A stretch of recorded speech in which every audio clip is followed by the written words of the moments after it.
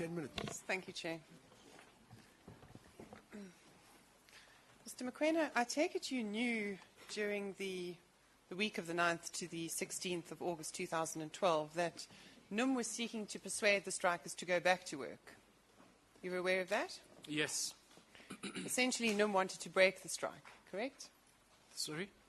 NUM wanted to break the strike. Yes.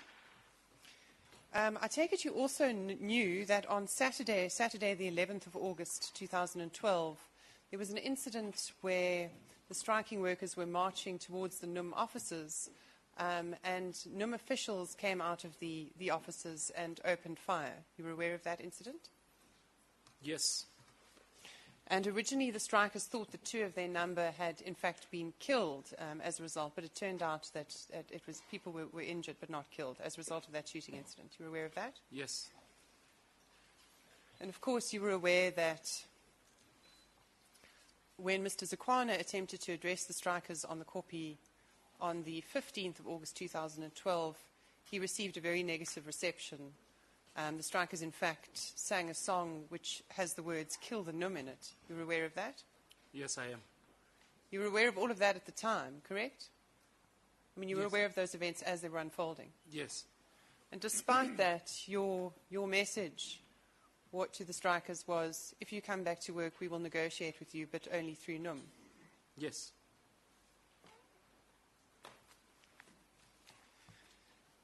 Then, Mr. Mokoena, if we could look quickly at some of the things that you told SAPS about what was happening at Lonmin.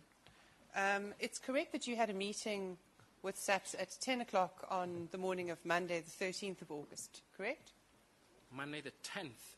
So Monday the 13th of August, at 10 o'clock, there was a meeting with SAPS officials at which you were present. You recall that? I don't recall me present in a meeting with SAPS.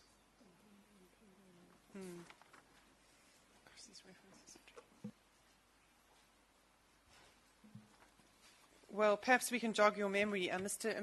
General Mpembe refers to it in his statement, which is triple G12. If we could have that on the screen, please.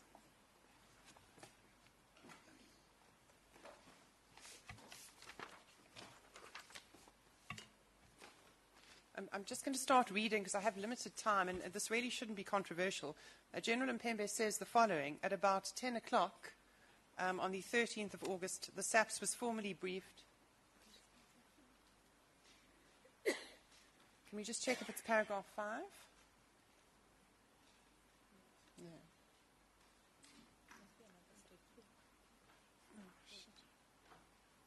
Yeah, paragraph 4. At about 10 o'clock on the 13th of August, the SAPS was formally briefed of the situation by the mine management. And in particular, and it refers to a number of people there, including yourself, we were informed of the problems experienced on the mine on the previous Friday, Saturday, Sunday, and the marches. Mr. Mokoena, referring to the protesters, stated that they were faceless and that the company does not know them. You recall that?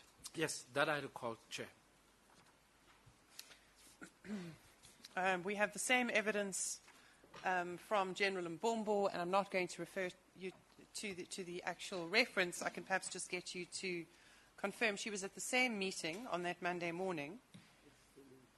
She said that the police were told by Lonmin that those leading the strike were faceless and were not employees of Lonmin. You recall that? Yes. And also, she says that they were also told that the strike was caused by rivalry between AMCU and NUM. You recall that? Yes. And then General Naidu gave very similar evidence. Then General Piecha, the National Commissioner, refers to a meeting that she had that evening with Lonmin. So it's on the evening of Monday the 13th. And again, she says, the mine management further stated that the protesters were not their employees and were unknown to them. And also that the strike was caused by rivalry between AMCU and NUM.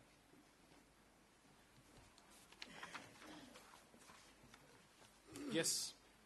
Now, Mr. Mokoena, Well, let's take those statements one at a time. It's not correct that Lonmin didn't know who was on strike. Lonmin knew precisely who was on strike, as we've seen from the interdict application that we looked at earlier. Isn't that correct? Here is the context of that statement, which I believe is crucial. And where I'm coming from as head of human capital, managing wage negotiations and all that. Any presentation of memorandum or conflict or demand would traditionally, conventionally be presented by people identifying themselves with their structures or unions.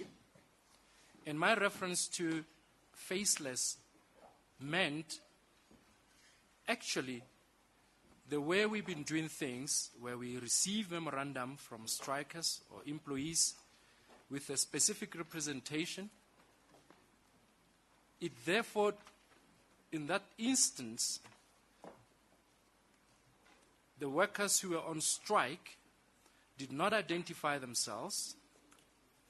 We know they were RDOs, but faceless meaning for any demand in a workplace, there's normally people who say who they are, they sign, they give us their names. And in actual fact, Chair, even post this event, the group of employees who came to represent the workers at the hospital, even at that time after, refused to give us identities. That's one point.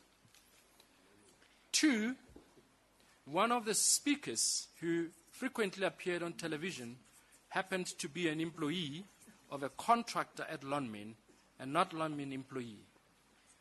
And it is for that reason that I use this word faceless, meaning the conventional way of presenting demands in a structured way is not being used. That was the intention behind the word faceless. Who was the leader who worked for a contractor?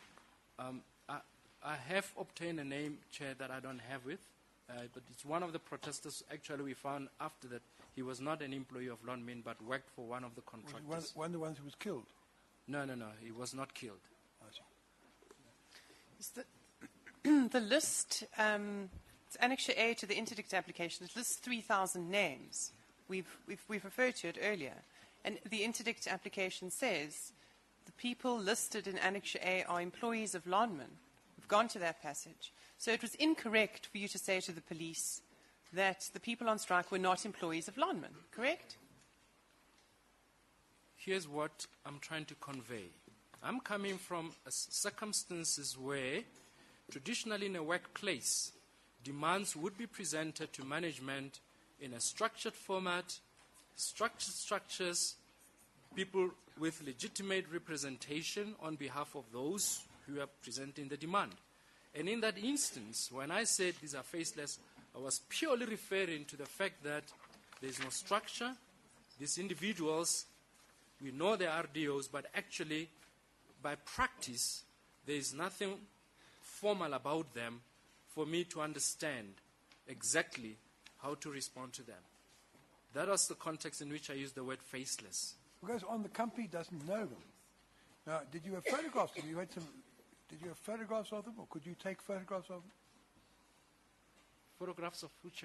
Of the protesters, the strikers. Yes. I think the commission Did you would have photographs of them? No, not me personally. I don't know whether the security had picked videos. But if they were RDO, you knew the strikers were RDOs. Yes, Chair. Yeah. And you must have known from your records who the RDOs were. The faceless, what does faceless mean? Faceless surely means we don't know who they are. In fact, it says that. They were faceless. The company doesn't know them. Yes, Chair. Now, doesn't that mean that these were people whose identity was not known to you? No. I did not mean that. What else can it mean? Yeah. What I meant, Chair, was our tradition of receiving demands and memorandum is normally done in a structured way, written down, knowing who the structure or the constituency are presenting the memorandum. So I use the word faceless, simply saying we do not have a structure, we do not have a constituency that's recognized, and therefore these are people that actually don't fall in that structure. That's the reference to. And did you think that the police to whom you made that statement would have understood you to mean that? I did not get any question from the police in terms of we don't understand, explain what it means. The question was, did you think that by using that when you used that language, that the police would understand that you didn't mean faceless in the sense you didn't know who they were, despite what the statement says, but it would have meant these were people acting outside the structures? Did you think the police would understand you to be saying that? Probably they would not have understood that, Chair. Mr. Mokoena, General Pierre specifically said that you said to SAPS that the strikers were faceless in the sense that they were not Lonmin employees. I'm just going to give you an opportunity to comment on that because we have the references and we're going to argue that that's what you said. Yes, I agree with what you're saying. That. I said we, however, knew that one of the employees who spoke frequently on television, when we identified him, he was actually not a Lonmin employee but was working for a contractor. The majority would have been Lonmin employees. I'm not denying that. Is it correct that National Commissioner Friega actually, when she spoke to people, I think on the Monday night, and was told the same story about faceless people, then suggested that you should actually get photographs and identify the people on the photographs? That was her evidence. Were you present when she said that to people? To you people? I do not recall that request, Chair. Mr. Mokoena, it was also incorrect to state to the police that the strike was caused by rivalry between AMCU and NUM. Isn't that correct? In my interpretation, in 2010, when NUM suspended and fired the branch at Kariche, and I think it's a very important detail here, the branch committee of Kari, which consisted of Mr. Stephen, who I had requested senior counsel to subpoena to this commission, unfortunately he's passed on. Stephen reorganized the 7,000 employees at Kari who had been fired for taking part in an unprotected strike due to internal NUM issues. Stephen came back to Lonmin, presented himself as an AMCU organizer and recruited the workers at Kari. My assessment of the situation between 2010 to 2012 and the origin of the demand did not come from EPL, which was majority NUM, did not come from LPD branch, which was majority NUM, did not come from WPL, which was still majority NUM. The conflict started from 2010 with the introduction of Steve and recruitment at AMCU. Me, as an executive, trying to understand these developments and the many stoppages that occurred between 2010 and 2012 at Kari, I could only associate it that indeed there was a conflict around membership and recruitment at Lonmin between Kari branch, which was AMCU, and the rest of the organization. So my statement, Chair, emanates from what I saw between 2010 and 2012. Yes, well, we've been through the facts, Mr. Mokoena, and we've agreed on all the facts as to how the strike came about and what caused it. And there's no evidence before this commission that the strike was caused by conflict between AMCU and NUM. There's not a shred of evidence. It'll be the last question you're going to be asked by Ms. Barnes, so you better answer it.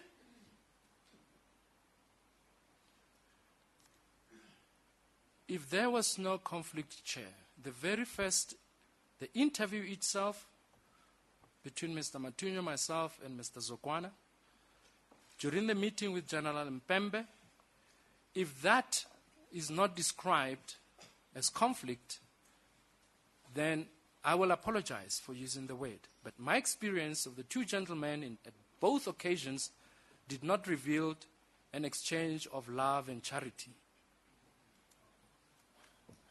answered the question. All right. Thank you. Thank you, Chair. Thank you, Ms. Martin. Before we proceed to the next cross-examiner, I understand Mr. Bam wants to put something on record in relation to the query I addressed to him before we adjourned for lunch. If you'll just give me 2 minutes, I'm just getting it back. All right, well, you want to do it after the end of the next cross-examiner, I take it, is going to be from the families. Mr. Give me 2 minutes. We can get it out of the way now. Let Mr. Nsibeza start his cross-examination. When you're ready, you can indicate. Yes, Mr. Nsibeza. Thank you, Mr. Chairman. Mr. Mkwena, I just want to confirm your position in Lonmin. You are the Executive Vice President of Human Capital and External Affairs in the PLC. Is that right? I was in 2012, Chair. You were at the time. What are you now? Executive Vice President for Business Transformation. Oh, I see. You perhaps know, but let me, for the record, tell you that I represent 3 of the families who died on the 13th. Whose 3 families of the 3 strikers who died on the 13th. And 33 of the 34 strikers who died on the 16th of August, the families of those. In other words, I represent 36 families. I see you nod. Yes. Yes. I understand. Yeah. Now,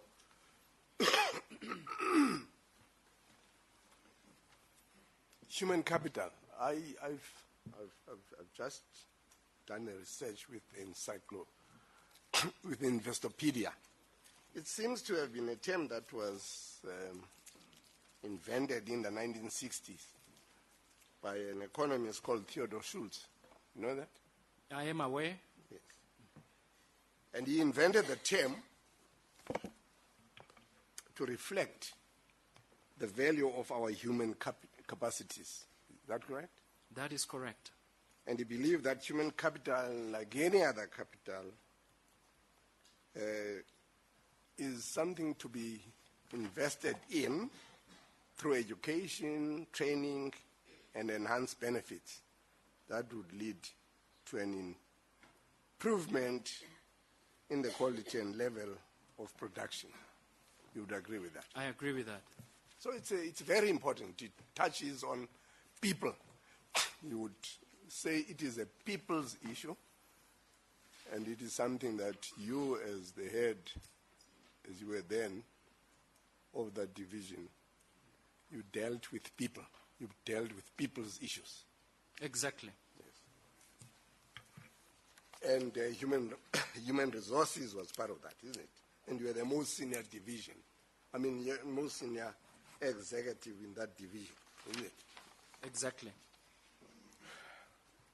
Now, you would have known, and please correct me if I'm wrong, that RDOs were doing work which was physically demanding and very, very dangerous. Would you agree? I agree, Chair, and many others. Yes, I'm asking about the RDOs. The RDOs do work that is extremely dangerous and demanding. I've seen in some footages, they work so many, many kilometers into the belly of the earth in conditions where they really have to be crouching all the time, drilling rock face. That is correct. Yes. So there is no question about the work being physically demanding and dangerous. Do you agree? I do agree. And would you agree with me, if as we know at the time they were earning anything between 4,000 to 5,000 rands a month, that would be very, very little in terms of earnings for them to accommodate everything that an ordinary family should accommodate. It would be difficult out of that amount to feed, to clothe, and to educate a family. Isn't that right? That is correct. And Chair, I actually have a brother who retired as an RDO from Impala 3 years ago. So I know exactly what it means. Yes. And I'm sure when you have compared what your brother earns and with what you earn, by the way, how much do you earn per month? Chair, Mr. Chair, I I'm don't not know at what liberty relevance to is divulge. It is our very position. relevant, Mr. Chairman. We will argue that. Relevant. I take it we can assume that he earns substantially more than his brother earns, substantially more than the RDO. Mr. Chair, unless you are going to The rule exact that. number, I don't understand. I'm asking you a question. Mr. exact Chairman, we've amount- been talking about numbers here, 4,000, 5,000 rand per rock driller. If it is not, I mean, it's published material. I'm sure that in your company books it will be published material. I'm simply asking a question. How much do you earn per month? I've asked you what's the relevance of the evidence. The wage gap. I take it we can accept that there's a substantial wage gap. Do we need more than that?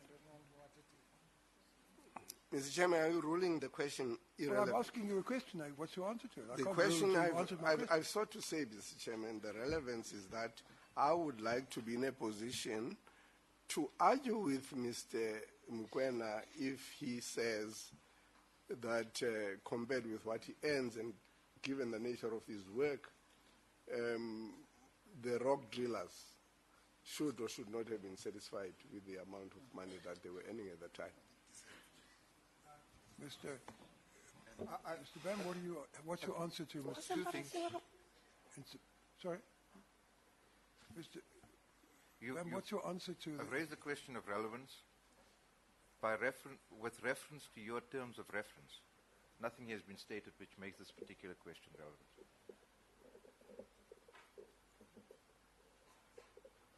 Yes, Mr. Bam, do you wish to reply to what Mr. Bam said?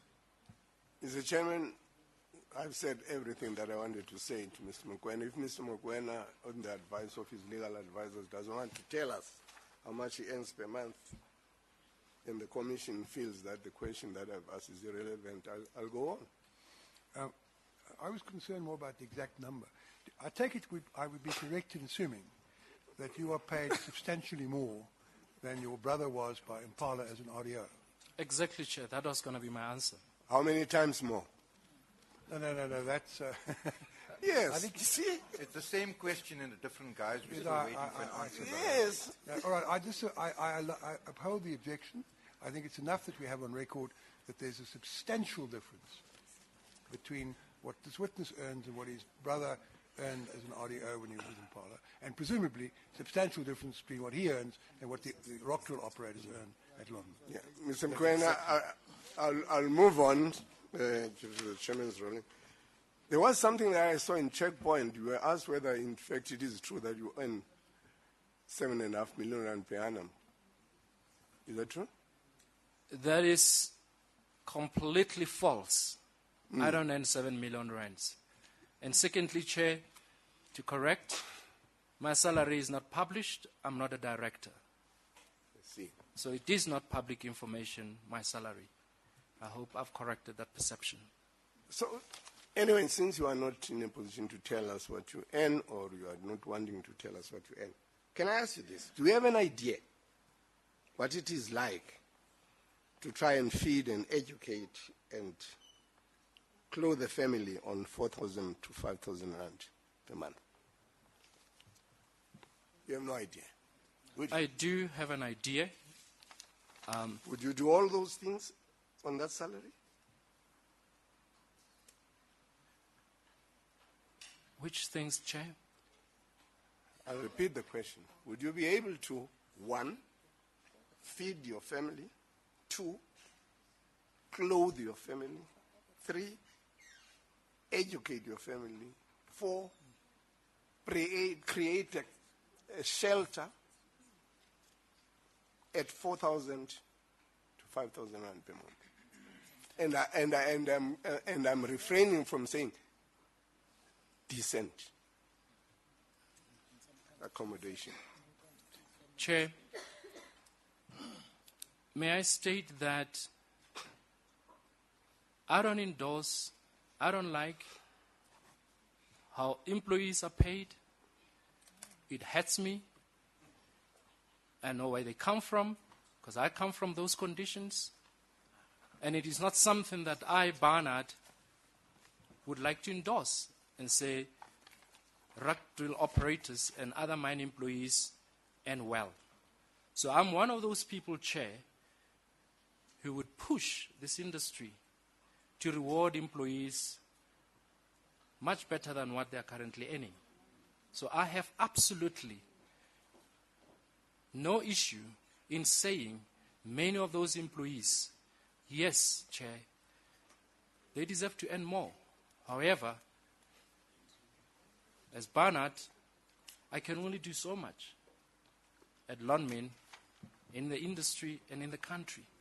So I do support your thoughts.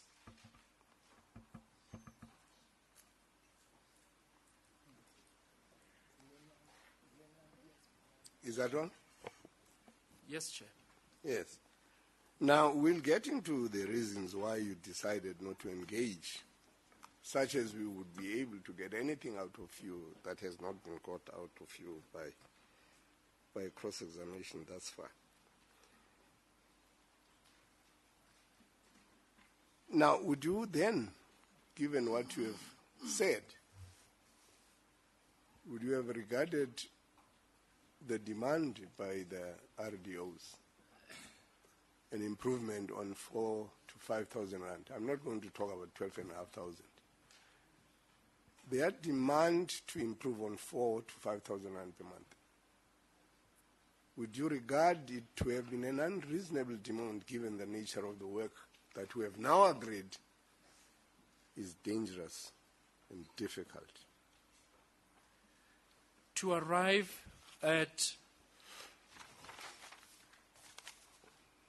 a point to say something is unreasonable, Chair, I believe there would have been some thinking to it, and I therefore believe that a demand of 12,500 or 10,000 or 15,000 or 20,000, as it has been the practice in this country, is something that gets negotiated properly and arrived at properly without loss of life. Now, what's your answer, Mr. Mkwena? So my answer is any number, any demand, you are referring to at 12,500. And I'm saying it is not the actual number, but it's how a decision is arrived in a manner that human life is not lost and that engagement happens. Mr. Mkwena, let me interrupt you.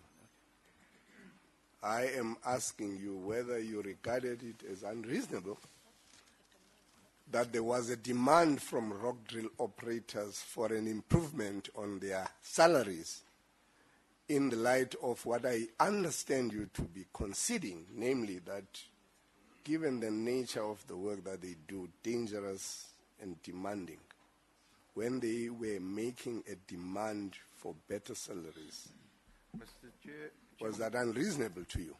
Mr. Chairman, I'm afraid we can't run away from one aspect. There was a demand, but it was a very specific demand. And if we're going to be dealing with what was on the issue at the time, then that specific demand needs to be dealt with so that the witness can deal what the demand is was articulated. That was a demand for 12,500. It may illustrate my learned friend's point, it may not. But it's got to be put in the terms it was put to Lonmin at the time, because that's the issue we're dealing with in the confines of this Commission of Inquiry. You say to that, Mr. Sabeza?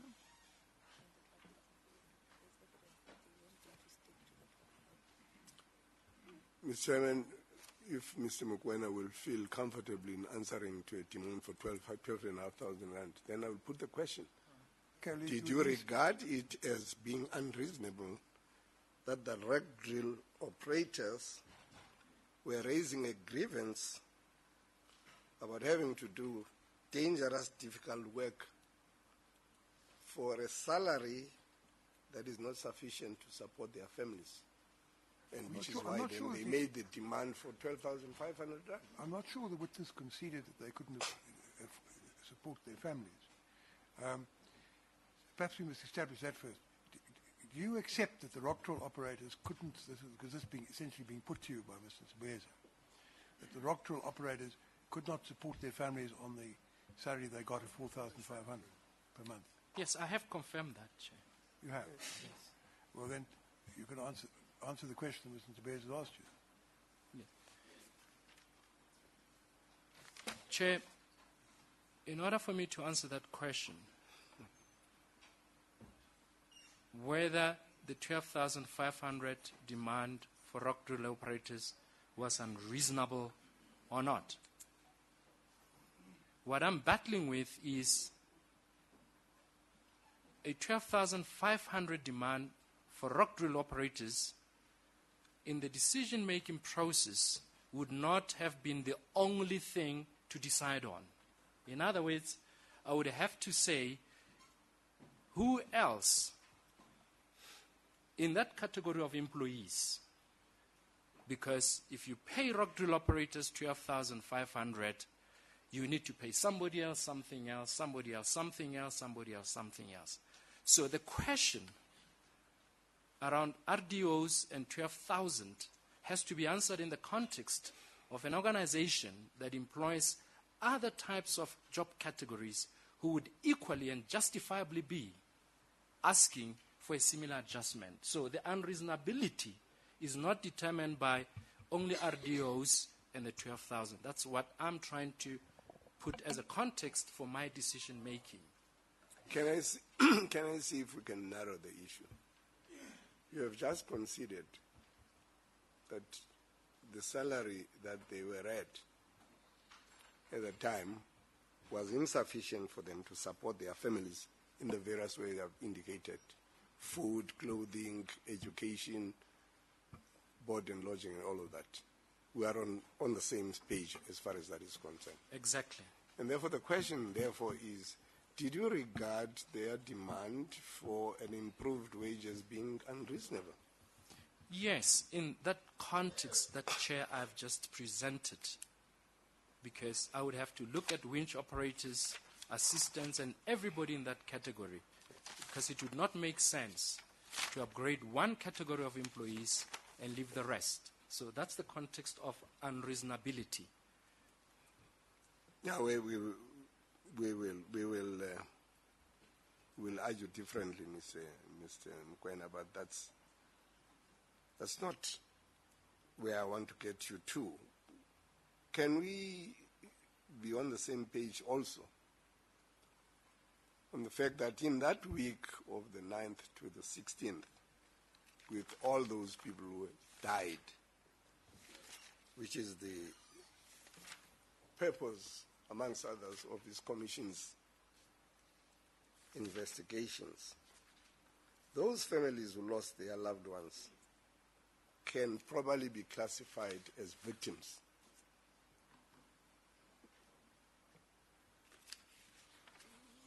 Do you understand the question? Yes, I do understand. Do you concede that those families can properly be classified as the victims because they are families of those who were killed during the relevant period of the Commission's investigation? That is true, Chair. I agree. Now, on the 13th and the 14th of August this year, the Commission set aside, in its own wisdom, and I will tell you, it is because, as you can see there, it is committed to finding the truth in the interest of restoration and justice. Do you understand? I do Now, understand. it set aside those 2 days to deal with the restorative aspects of its work by focusing on the victims. And 28 of the families who I represent were given the opportunity to tell this commission, in their own words, the effect of their suffering as victims of the tragedies that took place. Do you understand that? I do understand. Now, what I want to put to you, depending on your answer, is the fact that on that day, on those 2 days, and I wasn't here, I'm instructed that there was not a single representative of Lonmin management on those 2 days. Do you dispute that? Chair, unfortunately, I was never made aware of such a meeting, so I didn't attend. Mr. Chair, just to place on record that on the second of the 2 days, the Friday that passed, Mr. Peter McGilligan, the head of legal at Lonmin, was present. The main day, let me alter that, the main day of the 2 days, there was not a single Lonmin representative. And we're not talking about last week. I'm talking about the 13th and the 14th of August. My instructions are that on those 2 days, there wasn't a representative from Lonmin. Mr. Bam may be talking about last week. And I'm going to say something about last week. Chair, Can you explain that? Chair, as I said, I was not made aware of such events, and if indeed we were required to be present. So, Are you saying that you were not told exactly, by Chair. anybody that families were now giving an account? Yes, Chair. Are you saying that you didn't read this in the newspapers? Yes, I read about it afterwards. So you were aware that there's something that was taking place here. Chair, I said, Families were giving an account of how they have suffered and about their victimhood.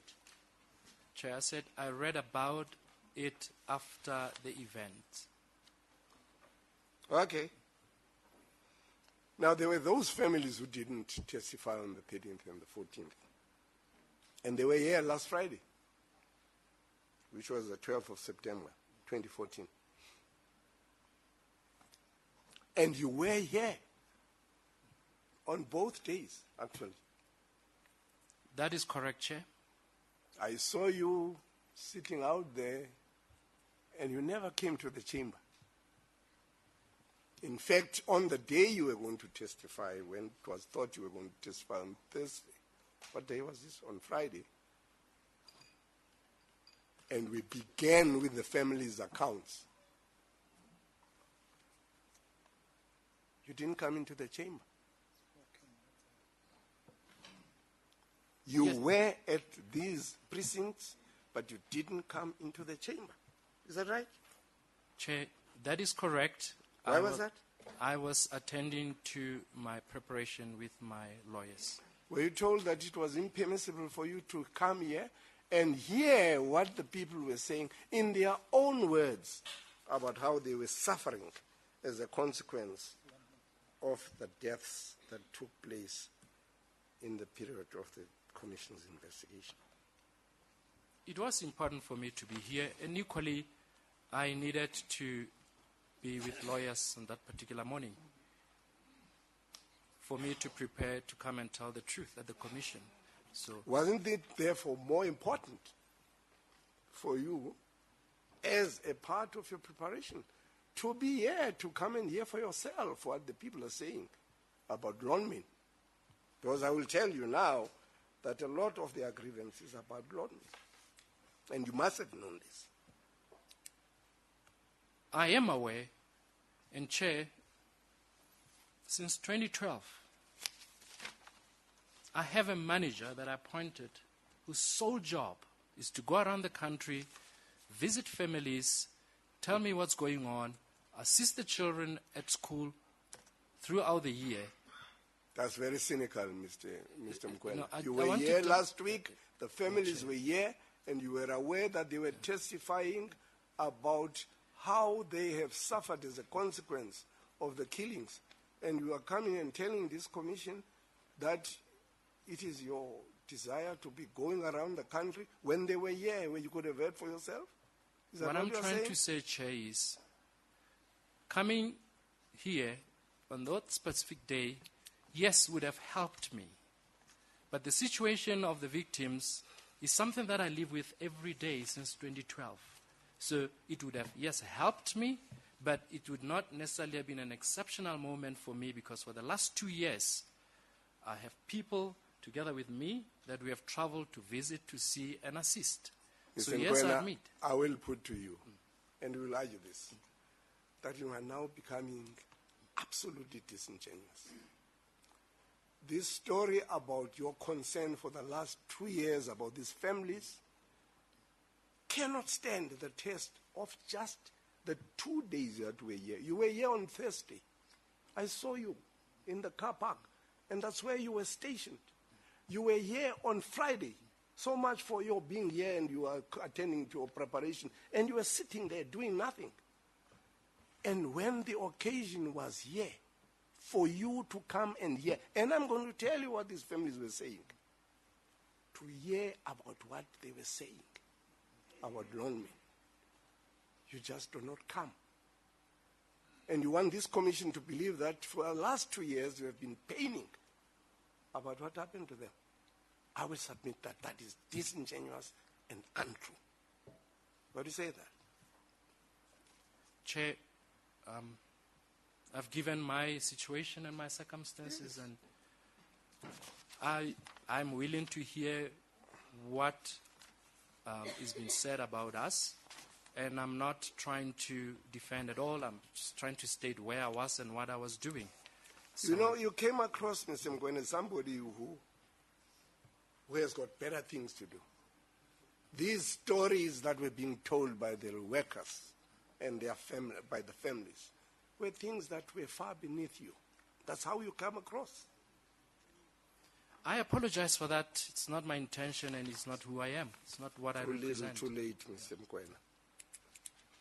Too little, too late. Let me tell you what the commission was told by those families about the impact and the details of their loved ones, the killing of their loved ones. What is clear from their presentation is that they have been emotionally devastated by the killing of their loved ones. And I'm talking about all the families of the police, the families of your own security guards, and the families of the mine workers. They say their pain is unbearable. Some of them suffered physical ill health as a result. Do you accept that? Chair, I can imagine the kind of pain those families have gone through, so I'm not refuting any of their experiences. What is also clear is that for most of them, if not for all, those who got killed were their only breadwinner, family from family. Do you accept that? Yes, that is true. And in the few instances where this is not the case, the families were still heavily dependent on the support of their loved ones who were killed. Do you accept that? I do accept that. And I know in that. most Chair. cases, the family's loved ones who was killed supported members of the extended families as well. In some instances, they had to support as many as 10 dependents. Do you accept that? Or do you accept my word for it? I accept that, Chair. I know workers who support a lot in their families, 5, 10. We had one employee from Mozambique, for example, a couple of years ago, who had 14 siblings. It is correct what you're saying. You are an indigenous South African, is it? I am. Yes, and you would know that, we support not just sort of our nuclear Immediate. families. We support also extended families, isn't that right? That is correct. Yes. Now, of course, with the loss of their breadwinners, the families are struggling just to put food on the table. That's what they said. Do you accept that? That is correct. And many of those family members who are attending the commission don't know whether the children are going to have food to eat at the end of each day. You must know that, and I'll tell you why. Yes, I am aware of that. So what came across then was that survival has become a daily struggle for those families. Do you accept that? Yes, I do. And that's a terrible position for any human being to be in. I'm sure you would accept that. I do accept that. Everyone wants their families to be fed. They want their children to be educated. They want their children to be clothed. They want roofs over their heads. Is it roofs? Roofs, yeah. Yeah. Do you agree? I agree, Chair. Now,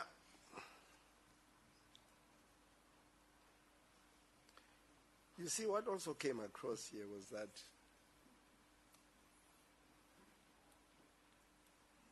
and this is their view.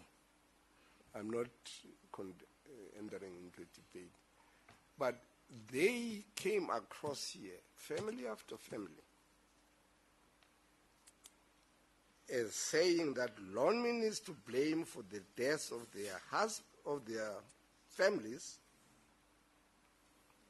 because if Lonmin had engaged the strikers instead of calling the police, their loved ones would still be alive today. That is their view. Do you accept that? I sympathize with that statement, Chair. Now, and part of the reason would be because of your stance, both as a chief executive at the time, in the position you were in as Lonmin. And that is your decision,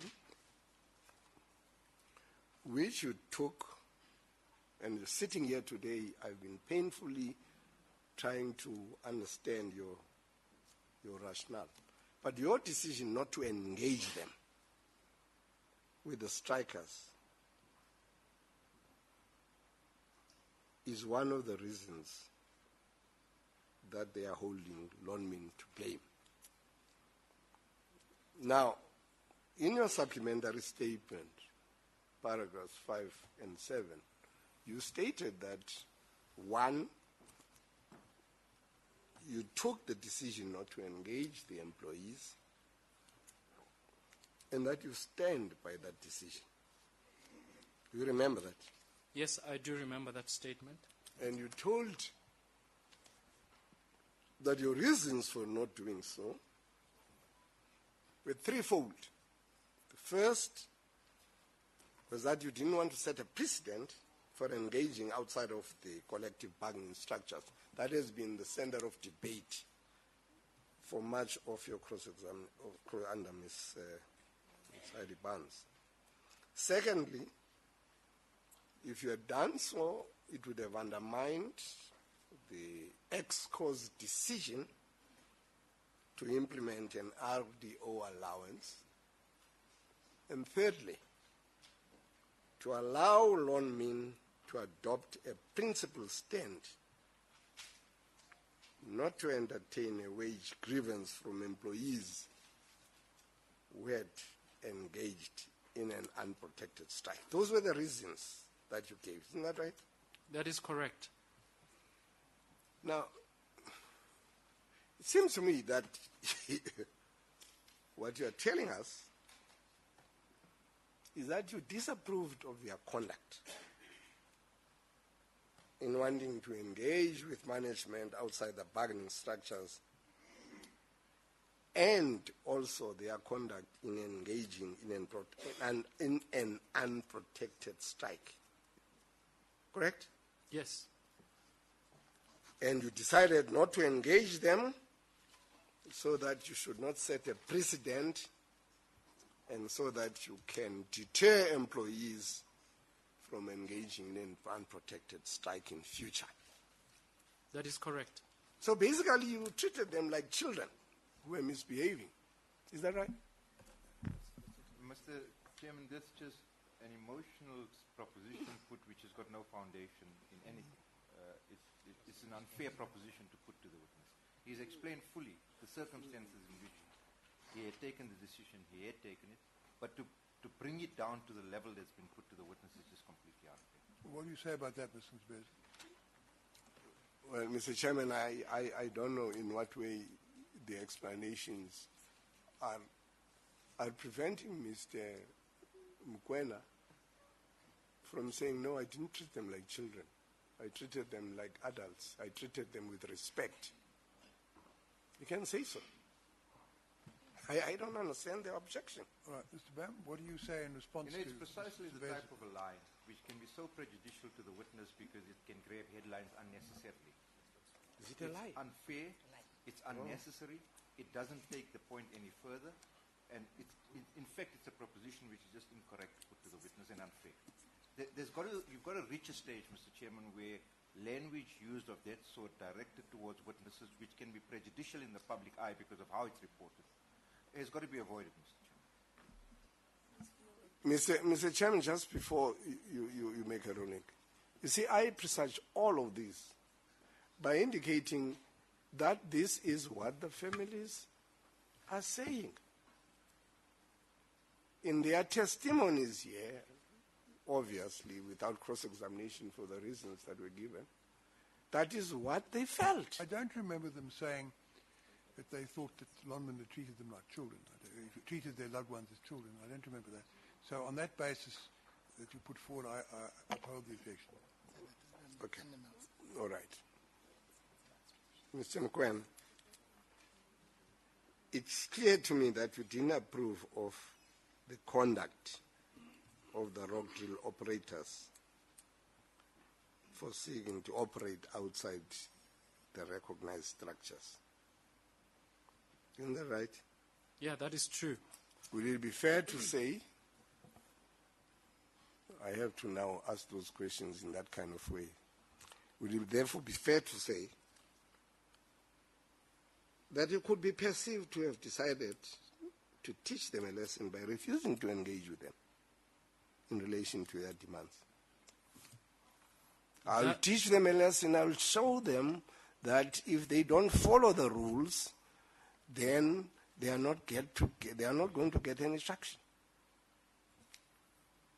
That is incorrect. My motivation for arriving at those decisions was based on me treating them as adults that I've worked with for many years, who knew how demands are presented at Lonmin.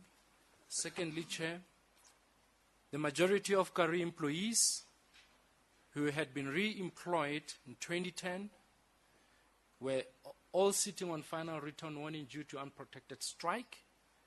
So I treated them like adults who I believed would therefore respond accordingly to numerous communication that I had with them.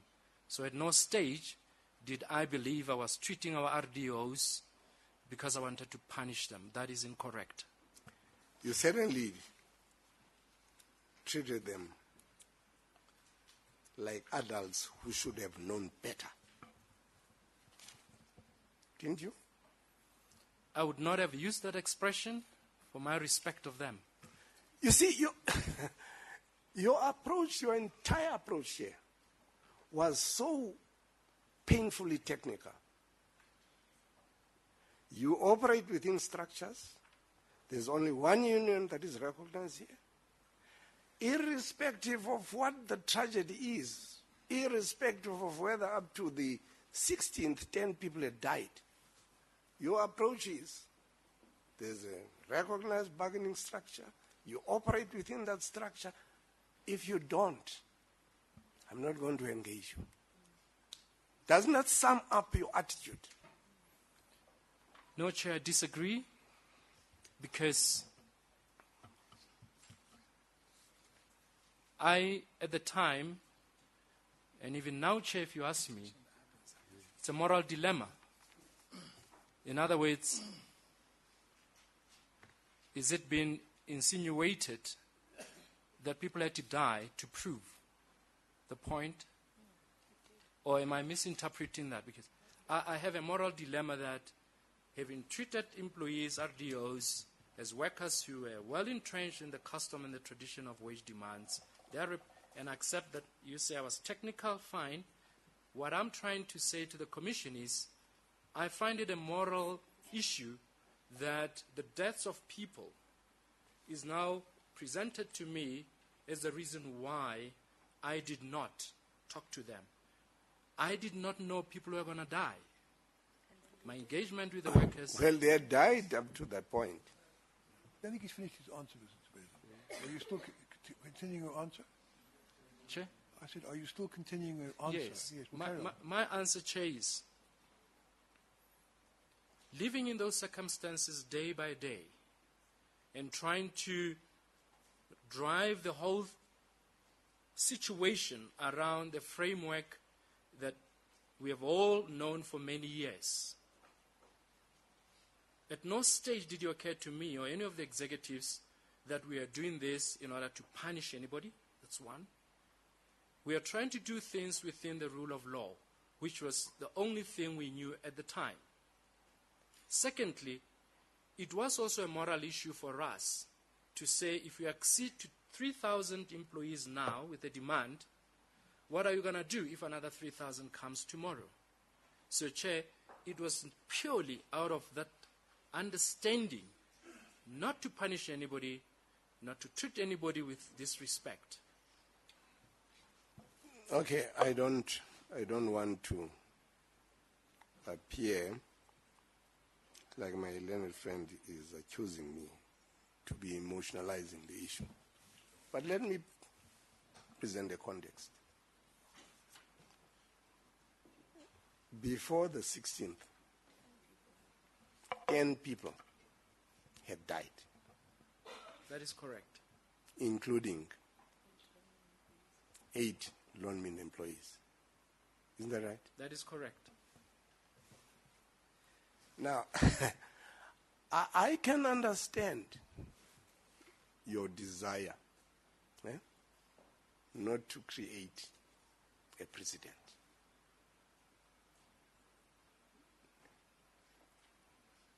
But when people die, and at the same, whatever you are going to say, and this is going to be some submissions later on,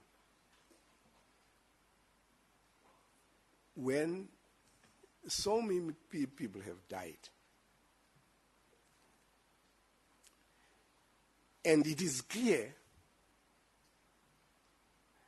that the reason that there is this death that is taking place is because there's a dispute at the center of it all.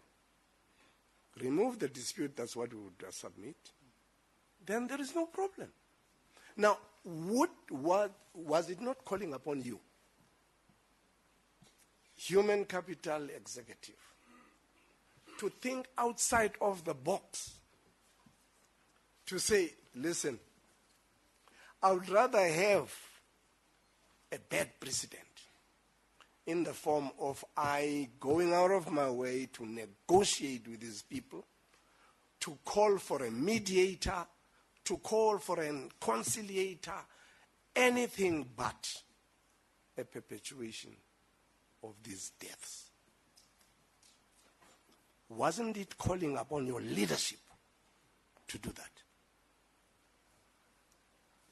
Chair, that's the beauty of sitting here 2 years down the line. But at that I moment... won't call it beauty, but... yeah, because we can reflect back and learn from what could have happened. But at that time, as I said, circumstances, practice, norm did not suggest that there was an outside-the-box situation. Are you saying 10 people, 8 of your people have been murdered, some incinerated? How much would it have? Was it the body count that would have persuaded you that this was an extraordinary situation that called on your leadership to say, I know the rules, I know the labor law, LRA, whatever it's called. Now is a time for me to go in there and say, in the light of this carnage, I just want to hear you. Was that such a difficult thing to do? I have stated that we had already, Chair, given and communicated to the RDOs about the 12,500. So the event of the 10th was not the beginning of communication or lack thereof with the RDOs. Chair, may I also say an innocent 12,500 remand doesn't warrant death. I'm battling to understand why the 12,500 demand is now associated with death. In other words, I have a moral dilemma to accept the argument that it's because we did not grant the 12,500, people therefore died. I'm putting it at a far lower level, because you are raising this 12,500 rand as a distraction. I've put it to you at a lower level, and that is the level of engagement. Engagement means, okay, they may not be operating within the recognized structures. They may not be belonging to NUM, or NUM may no longer have authority over them. I don't recognize AMCU because I don't know it. I am prepared to look at other alternative dispute resolution mechanisms, because my portfolio is to deal with people. These are people. These are human beings. I'm in charge of human capital. I have invested in these people. So many of them have already died up to this point. I'm not prepared to have another death on my hands. I will engage them. Why was that difficult? Chair, I agree with you, actually. I do agree with you. All I'm saying is, when South Africa agreed to have certain prescripts and frameworks, the idea was for us to keep them and observe them. At that time, Lonmin had no other alternative other than what the country knows, that we have all agreed as a framework of engaging on dispute regarding wages. That's all I'm saying. 2 years down the line, Chair, maybe we can look back and say what didn't work properly. But at that time, all Lonmin knew was the tradition and the practice around unprotected strike and wages, and Lonmin could not, because of the circumstances at that time, decide to park a piece of legislation that the whole of South Africa so adores, in fact, which makes it so easy for workers to go on strike in a manner that is protected. You know, Mr. Mkwem, you are now becoming a technocrat again. Because you see, maybe I'm getting to your brain, but I'm not getting to your heart. And I want to get to both. The simple question I'm putting to you, and incidentally, you had already operated outside the structures in this whole episode. But I don't want to be detracted. You know the evidence is there. Da Costa has given that kind of evidence. We know all of that. All I am simply putting to you, and by you I include the top management in the executive, is that you didn't do what you needed to do, even when 10 bodies were an evidence of what the dispute has resulted in. Are you well, you said you agree with that, but is there really any basis that you should not have engaged the workers? Chair, you've been in my heart since you started the cross-examination. I can guarantee you that. And perhaps what I'm not hearing properly is, Mr. Mokoena, 2 years down the line, when you look back, what do you think could have been done differently? Now, that's a different question from that particular day or those days with the circumstances given, with our tradition, with our practice, with our reference points, we did not think of any other thing except what we knew. You did, actually. Because what you did was to call on government to increase police presence at Marikana. Isn't that right? I believe it's the competency of the police to deal with such. And to arrest armed co-leaders, as was put to you during the course of Ms. Pan's cross-examination. It's not as though you didn't think that there is a way in which a labor dispute could be resolved, except that your thinking was that the way to resolve it is to bring more police, because you, in that organization, had characterized it. In spite of what the minister involved had done, you, in that organization, had characterized it as a criminal issue, not a labor issue.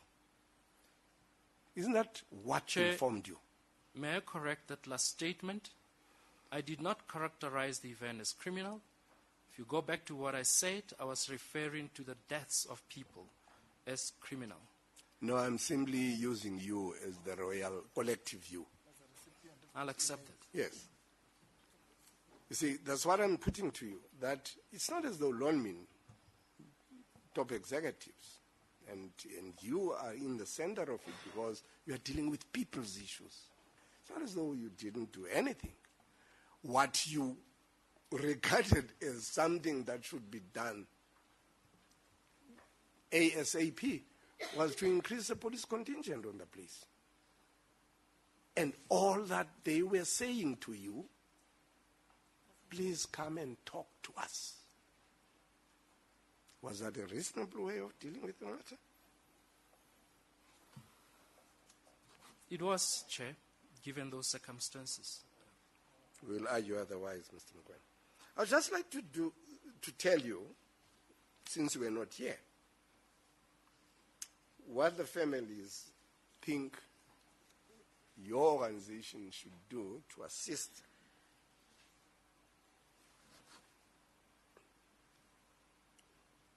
because they hold the view that you have your fair share in the killings of their loved ones. They take the view that you should assist the families in the same way as their killed relatives used to.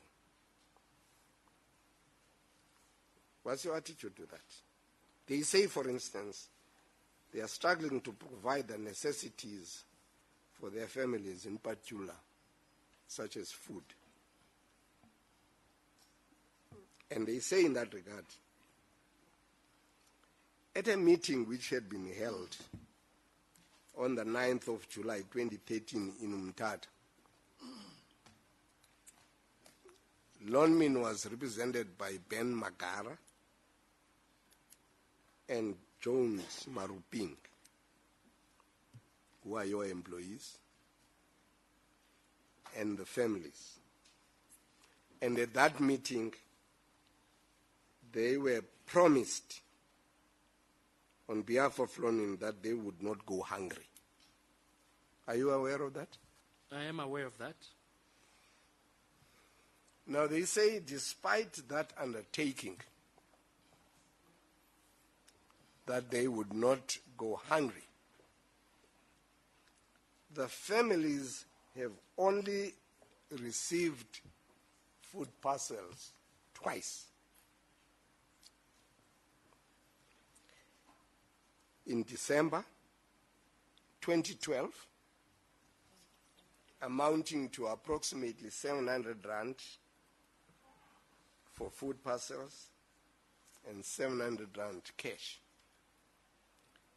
And in 2013, amounting to approximately 1,000 rands for food and 1,000 rand cash, respectively. Are you aware of that? I am aware of that. You would agree with me that once every year, an amount of 1,700 rand would not be considered per family to be sufficient to fulfill your undertaking that was made by Makara and Maruping. You can't say, if I give you 1,700 rand in 2012 and 1,700 rand in the next year, you will not go hungry. That would be a joke, wouldn't it be? Would Chair, I've got 15 more minutes. I totally agree with that sympathy. When Mr. Ben Magara said they will not go hungry, I don't know what he had in mind, but here's what I think, or what I believe, that whatever support families should get should be a sustainable support that actually takes away the dependency on Lonmin or on anybody else. So I'm not privy to the details of what Ben Magara meant when he said the families will not go hungry. But what I personally believe is to create a solution that's sustainable and that removes the element of dependency on anybody. That for me would be something that I would truly support. But Chair, I don't know the details. And if we have failed, as per that promise, we have no reason as Lonmin to apologize and to do it the right way and keep the promise. Do I understand, therefore, that you are willing to give an undertaking that Lonmin will make sure that the families who were told by Magara and Maruping that they will never go hungry, that in fact Lonmin will put in place some measures to make sure that they never go hungry? Chair, can commit to go remind Mr. Ben Magara. As you sit there before God, you are making that oath. Yes. Now, houses. A number of...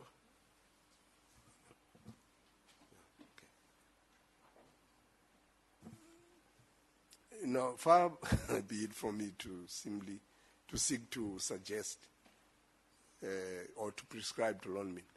But whilst I have you there under oath before 3 commissioners, are you undertaking that Lonmin is going to see to it now, that the families get food parcels every month, not every year? Not once every year. What I can commit to is to go back to Mr. Ben Magara and make sure that his statement that they will not go hungry is made a reality. I don't know whether it's by way of food parcels. No, let's forget about Magara now. You see, you are there, you are now even higher than you were at the time. You are top Lonmin executive. I want you under oath to say, as a top executive... May I just make a statement on behalf of the company? I've taken instruction. That type of a decision is an executive decision. It puts this witness in a difficult position because he doesn't have any mandate to talk to that. He stated no more than he can actually state, and that's to communicate to the CEO. But you can't put a witness who can't talk without a mandate in the position he's being put in now. Mr. Benson, that would appear to be right. If he's got no authority to give the undertaking couldn't be enforced against Lonmin, and you would then sue him for a breach of warranty of authority or something of that kind, which I don't think is what you want. He said he will take it back to the CEO of the company. It may well be that we can demand an answer from Lonmin itself at some stage during the argument stage as what the attitude is to what he said. But you can't force him to give you an undertaking on behalf of Lonmin which he has no authority to give. Anyway, Mr. Chairman, I think the objection is well taken. Mr. Chairman, it's just that, you know, this thing seems to be a moving target. There, first it was Ben Magara and Maruping. Now he says Maruping and Ben Magara didn't have the authority to say. But I understand. I understand, no, Mr. Mr. Chairman. Bezi, you're not understanding. You're not understanding, Mr. Bam. This witness hasn't authority to give an undertaking on that in that regard. I'm quite happy to take my learned friend's assurance that this will go to executive, which has the decision-making powers, and that Mr. Mkwena can do no more than simply say, because it has moved him to the extent that he claims it has, he will motivate for this matter to receive executive attention. The witness, and I think I must be right, the witness has stated that he will communicate what has been said to him back to the CEO, Mr. Magara. Everything else dealt with him is just outside of the scope of what can be dealt with in the Commission. It's not the first time that I'm raising the point. So I did get the impression, though, that he indicated that as far as it would come from him, he would support such an approach. But he hasn't got decision-making powers. All he would have possibly is some power of advocacy in the higher councils of London. Can I clarify it from, are you, Mr. Magari, is he not CEO? Yeah. CEO of Lonmin. Yeah, and it's him who made that That's promise. the thing. Yeah. He made the undertaking. Anyway, you understand where we're coming from. Mr. Chairman, there is an issue about whether it's 45 minutes or whether I take the No, it's benefit. not an issue. It's 45. That was announced by Mr. Wesley at the beginning, and you've actually gone on beyond that. I Yes, think. Mr. But Chairman, I understood that from the signals I was getting from Mr. Wesley that you'd, without my permission, taken time from somebody else, and I was prepared in the circumstances, seeing you were in full flow, not to interrupt you. But I think your time, even the extended time you've been donated by your colleagues, is now up. No, Mr. Chairman. My time with the donation would be an hour. Let's find out from Mr. Wesley, who's a duly appointed timekeeper. Yes, Mr. Wesley? Chair, Mr. Mbeza commenced at 10 minutes at 1300 hours 50, 10 minutes to 2. It's now 10 minutes to 3. That's an hour. That's the 45 minutes allotted plus the 15 extra, which was negotiated inter partes. I'm So afraid it's up. you can't argue against the clock, Mr. Tabeza. That's it. The next cross-examiner is on behalf of the SAPS, who's got 60 minutes, unless the donation. Did you donate some of your time, Mr. Semenya? Yes, he has. Chair, can I clarify this? This is quite interesting. The police, the parties were, it's for all parties, they were asked where there's an identity of interests to try and work the time out better between them. How it worked out is SAPS have in fact given Mr. Mpofu 30 minutes. No. Was to 30 minutes. No. There's a disputed fact about that. Nemo dat qui non a bet. Mr. Semenya. Mr. Chairman, can I use the next 10 minutes to 3 o'clock just to round No, off? but I'm taking time from somebody else. No, that's not correct. Look, Mr. Semenya, what's the position? You're next. You were given, according to my instructions, 60 minutes. I will. Did you give any of it away? I will give away anything of that 60 minutes not used by me. So you want to use it first? Yes. That doesn't help Mr. Beza because he can't come back. No, it's for me. But Mr. Mpofu is waiting in the wings with his hand out, hoping to receive donations of unused time. That's what it amounts to. No, Chairperson, I think Mr. Semenya is clarifying the arrangement. He had an hour, and he said he'll give me the remainder, Yeah, that's right. which I took to be half an hour, but it might not be. It might be more. No, what I said was, you were in the wings with outstretched hands, waiting to receive donations of unused time. And that's correct. But since Beza's time is up, Mr. Semenya is going to start cross-examining. But before he does so, I want to put a question to the witness. But first, before I even do that, Mr. Bam was going to make a statement in relation to the request that I addressed to the legal representatives of London before the lunch dinner. Mr. Chairman, I make this statement on instructions from my client, following on what arose from the reference on page 21 of the bundle before Mr. Mokoena. That's quadruple W 1.21. On line 16 of that bundle, there's a reference to a recording and what occurred in the course of the cross-examination of Mr. Mokoena was where the recording is. I've been instructed to state the following, and I state so under instructions. The recording had previously been requested from Mr. Jomo Kwadi after consideration of the transcript in which reference is made to that recording. This is at line 16 of page 21, and that request had been made by Lonman. Mr. Kwadi had advised Lonman that the specific recording referred to by Mr. Mokoena on line 16 at page 21 of exhibit quadruple W 1.21 must have existed. He, namely Mr. Kwadi, would not have referred to such a recording if it did not exist. However, Mr. Kwadi does not have the specific recording in his possession and has not been able to find it when he previously looked for it. Mr. Kwadi believes that the specific recording may have been on a CD which he had handed over to Mr. Dirk Boertes, which contained all recordings which he, Mr. Kwadi, had made, Mr. Boot has copied the content of the CD onto the Lonman hard drive, which had been made available to SABC. Mr. Kwadi does not presently have the recording in his possession and has not been able to find it. Right, thank you. I've asked the evidence leaders to see to it that affidavits are taken from both Mr. Bottas and Mr. Kwadi containing the information that Mr. Bam has read out. Thank you, Mr. Bam. Mr. Marikana, before Mr. Semenya asks you a question, I'd like to ask you about a passage at page 399 of your bundle. This is, the document 399 begins at 398, and it's a memorandum addressed to EXCO by Mr. Kwadi on the 26th of June 2012.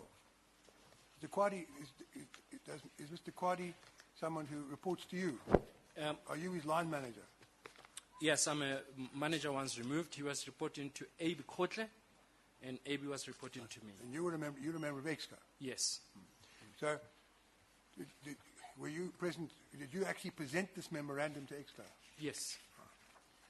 Now, on page 399, the third paragraph reads as follows. The RDOs at Korea Mine approached management with a, quote, request, unquote, for an increase to their remuneration.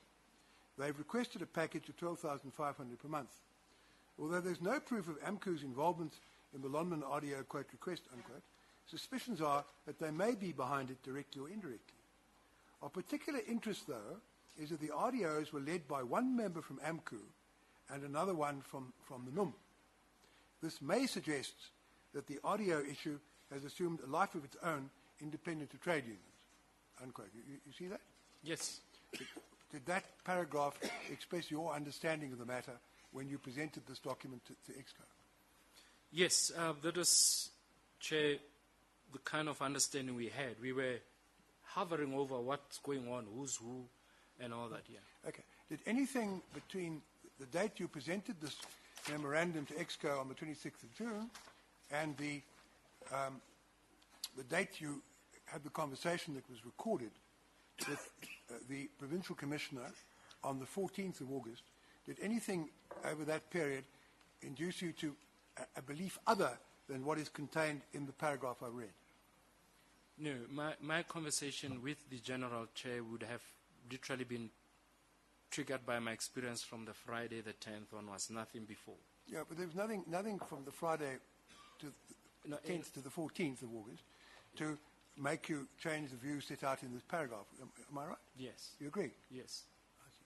So at the time you spoke to General Mbombo, if you still were of the views set out in this paragraph, you would have had to say, if you were expressing your understanding of the situation or possible situation in relation to the activities of the two unions, that though there was a suspicion that AMCU might have been involved in the requests, on the other side, it had to be said that the RDOs who were making the demand were led by one member from AMCU and another from NUM, and that was suggested that the RDO issue might have assumed a life of its own independent of the trade unions. Is that correct?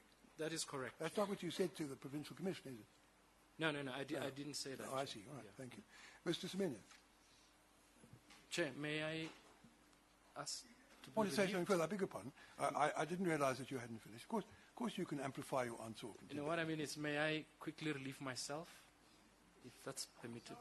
Appropriate stage to take the tea adjournment and do whatever else may be considered necessary. He's taken your cue on a body break or comfort break.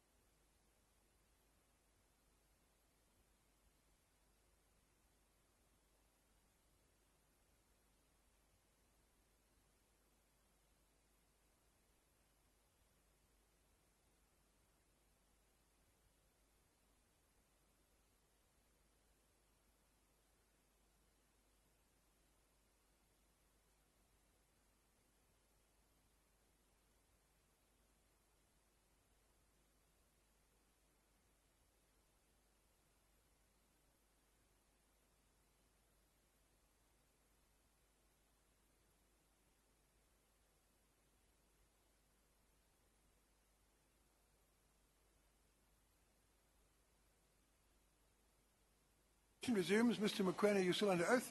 Mr. Semenya. Yeah, thank you, Chair. Dr. Mokoena, good afternoon. Good afternoon, sir. You would consider the Deputy President of this country, Mr. Ramaphosa, an accomplished and a seasoned negotiator, wouldn't you? Yes, I do. Particularly that he comes from the same background where you are in mining. Exactly. He would have some fair understanding how these negotiations and impasses are resolved in that industry. Yes. And even much more, I think as a country we owe it to him that he got us out of a very intractable position to where we are now, in part. Exactly. Let me tell you what he says. He says the tragedy in Marikana was an outcome of collective failure. Would defer to that opinion of his, wouldn't? I would sympathize with that opinion. Is one thing, agreement's another. You're asked whether you I agree. would, yes. And to those who must take collective responsibility, he points amongst others to himself. You wouldn't take issue with that, would you? No, I wouldn't. And it seems to also include Lonmin, to say Lonmin could have handled that differently. You agree with that? I do agree with that. Okay. He goes so far as to say perhaps the tragedy would have not been what it is had Lonmin negotiated with the RDOs. You'd associate yourself with that, wouldn't you? Yes. Now, let me examine this with you. The distinction between talking and agreeing was not lost on management, was it? No, it wasn't. So there was a fair understanding that what the people on the copy wanted was to talk, not necessarily that management must be bound. Am I right? No, Chair. No, they did not invite management to agree to 12,500. They wanted management to discuss with them their demand for 12,500.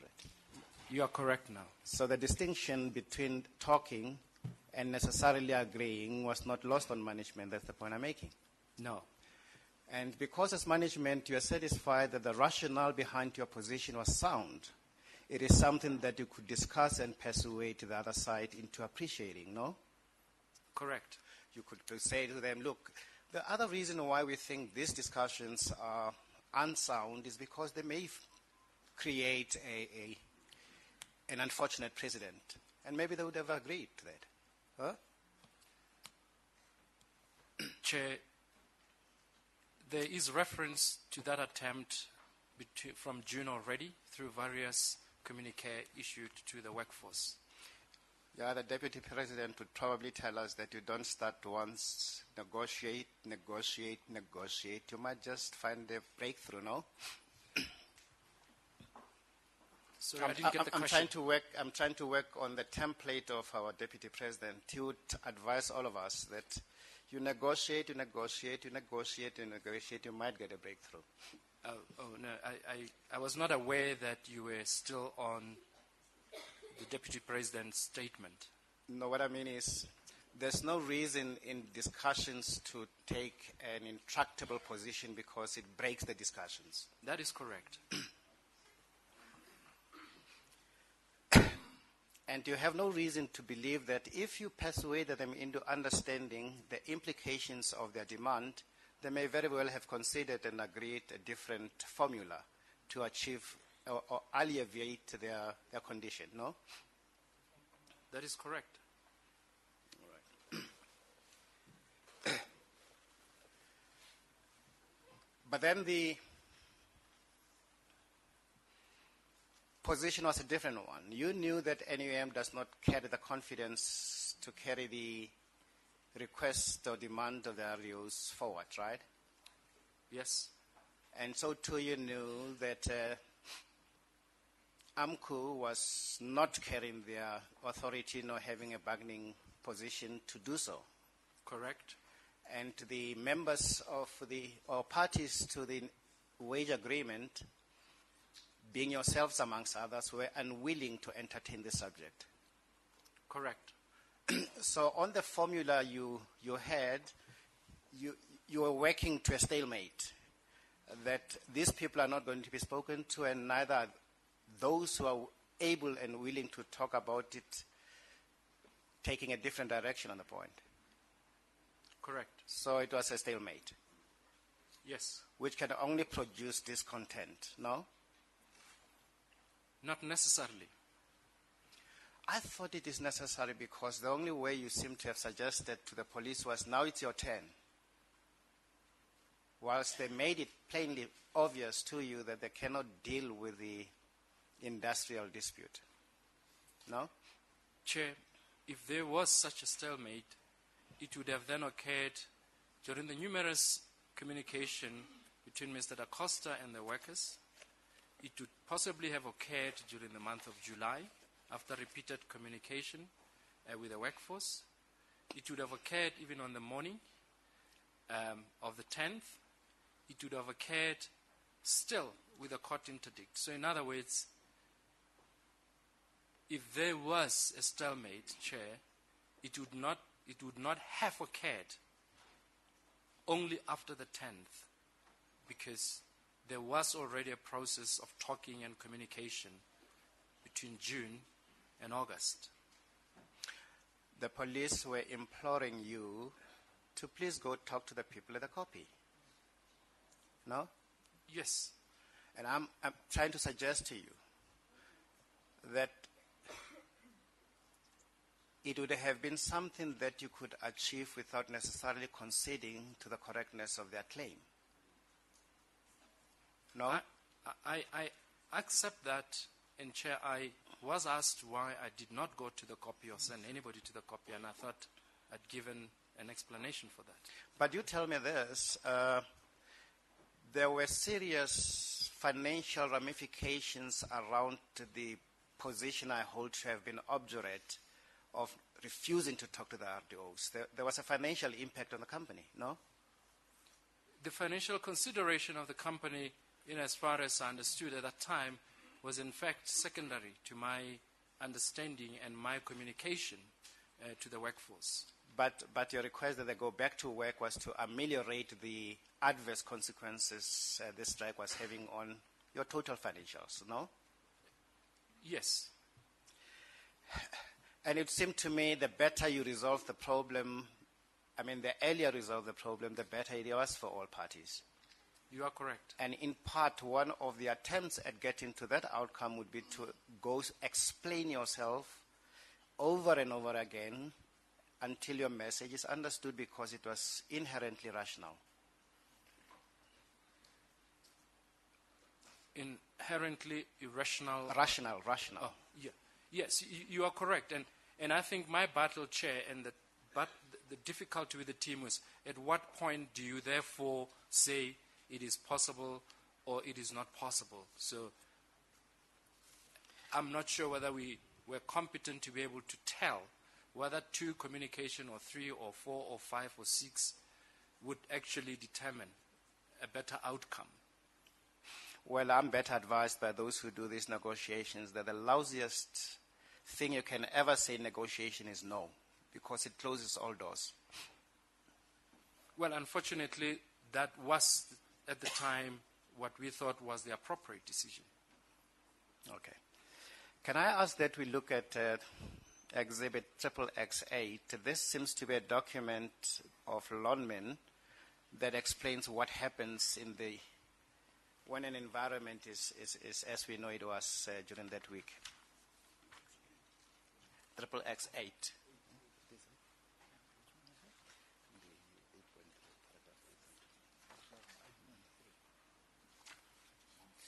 The document, is it familiar to Mr. Mokwena? Yeah, the document, yes, is familiar to me now, Chair. And paragraph 8 seems to address itself to what the company must do in the event of an unprotected strike.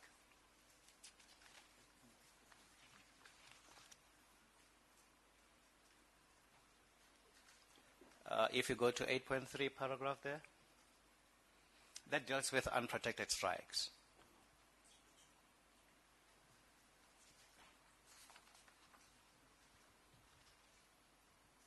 Correct? Yes. I can And see you're that. familiar with this document. It is binding on lawmen, is it not? I was in my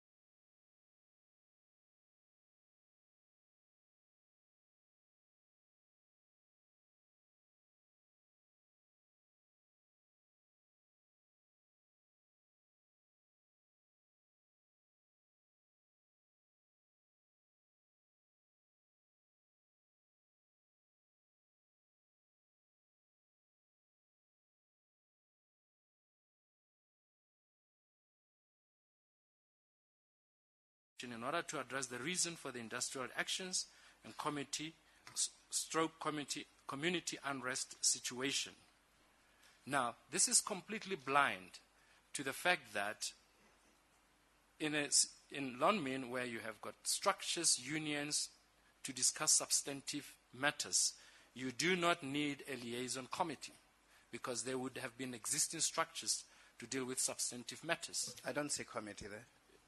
As a liaison must immediately commence. What that means, surely, is that attempts must be made to find out the reason for the industrial. Let's talk about industrial action. Yeah. No talk about community unrest because we're not busy with that. All this seems to say is that attempts must be made to find out the reason for the industrial action. And liaison means that communication, the people involved must be communicated with, if one can use that expression, to find out why, what's the reason for the industrial action. That's all it says. Where does it say anything about liaison committees?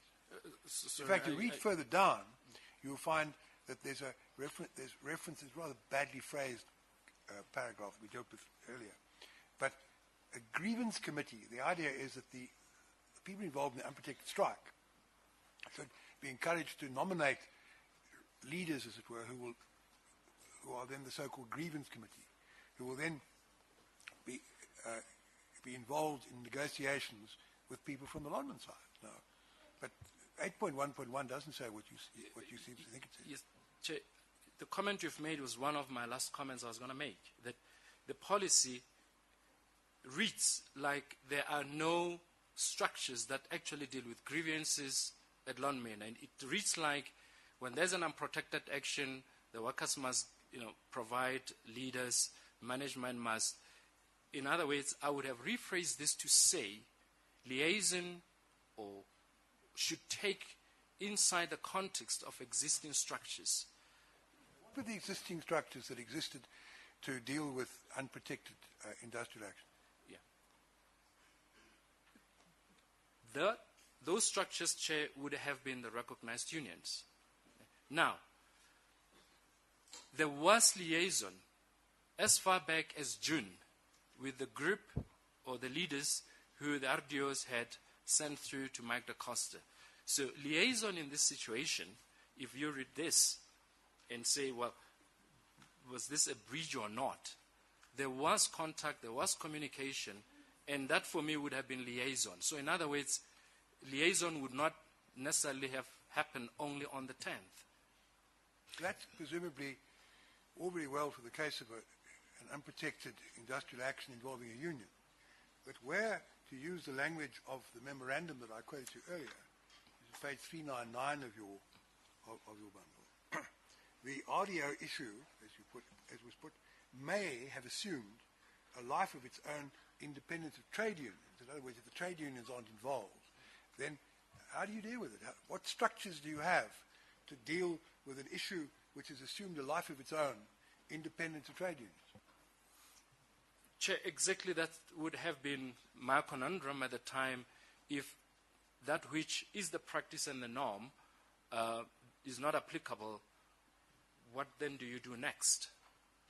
But I think what I'm trying to establish is what is implicitly objectionable with a proposition that says if there is a grievance group which is unrepresented, that you confer with it and you discuss with it and to understand its problem. What's so implicitly wrong with it? There's nothing wrong, and that's exactly what happened from June when they approached Mike da Costa. He explained to them, he gave them feedback, he came to EXCO gave him the directive what to do. So there was liaison, there was contact, there was communication. And Chair, as I said, we do receive on many occasions grievances from the workers on many different issues.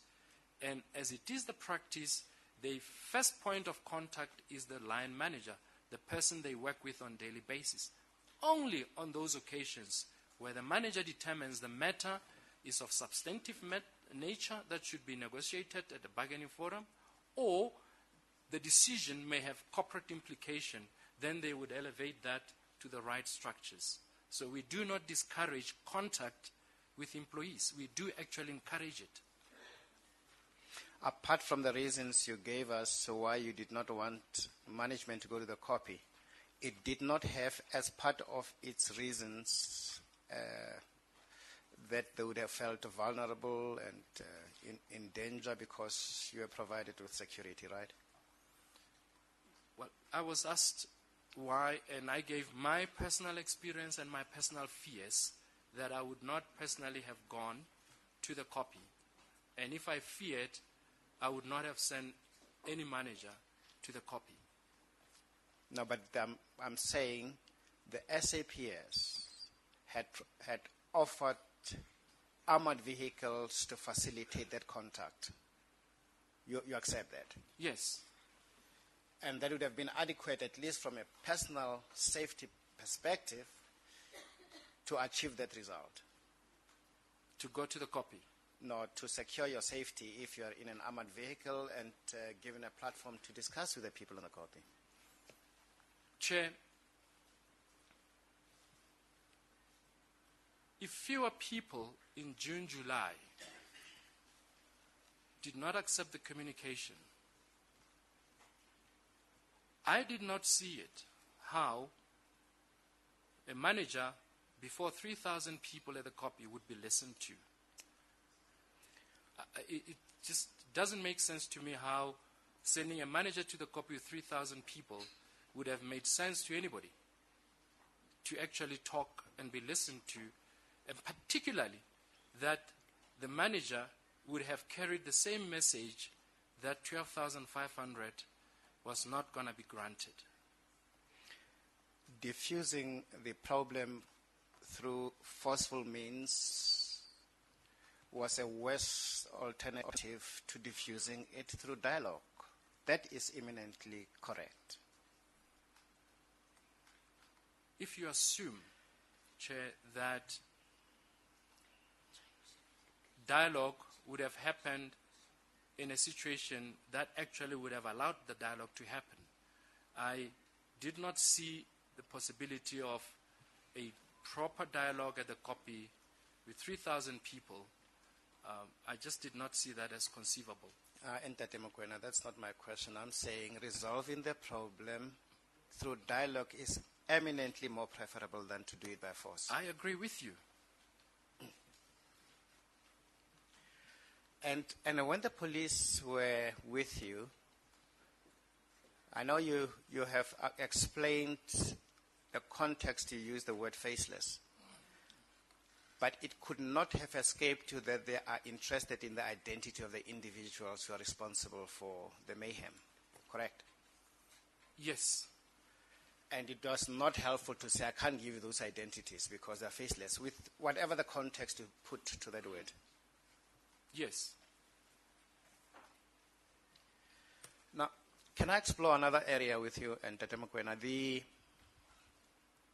There may very well be good reasons. Sorry, before you explore the other thing, were you aware of the fact that it was one of the security people, I think it was Mr. Boertes, actually told us that he advised that someone from management should go to the Kopi.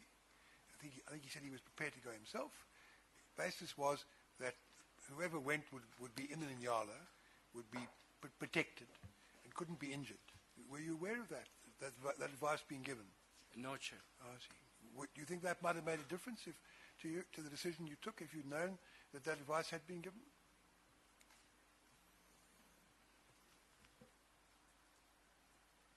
I don't know, Chair.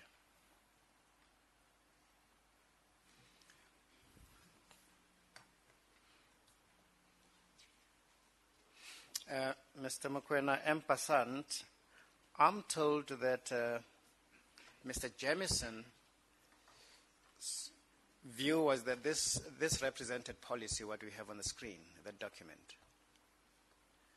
It is possible that Mr. Jamieson would have assumed that. He's a non-operational executive, and he would have taken it at face value and said it's okay. So too, Mr. Sinclair. Well, Mr. Sinclair was the head of security. They would have written this policy, so he would have known, and they would probably have used it. Yeah, but I somewhat hear you convey a sense that we are talking about a document with no status within Lonman. That's not how far you're going. What I said was I received these documents a few weeks ago as part of my preparation, and I came across it for the very first time. And upon reading it, I noticed that, one, as an operational executive, I had not signed it, nor any of my other executives. Secondly, that it had some language and expressions that I would, if given the chance to review it, as it is the practice, I would have made those changes to it. I accept all of that, and I won't invite you to repeat it. I'm merely saying, are you conveying to us a conclusion that this document had no status in Lonman, therefore, for the reasons that you mentioned? Exactly. It had no status at all? As an executive, if a policy is not authorized, signed, Chair, okay, I can't say it's binding to me or to any employee. But you also say that Mr. Sinclair and the security department might have used it regardless. Yes.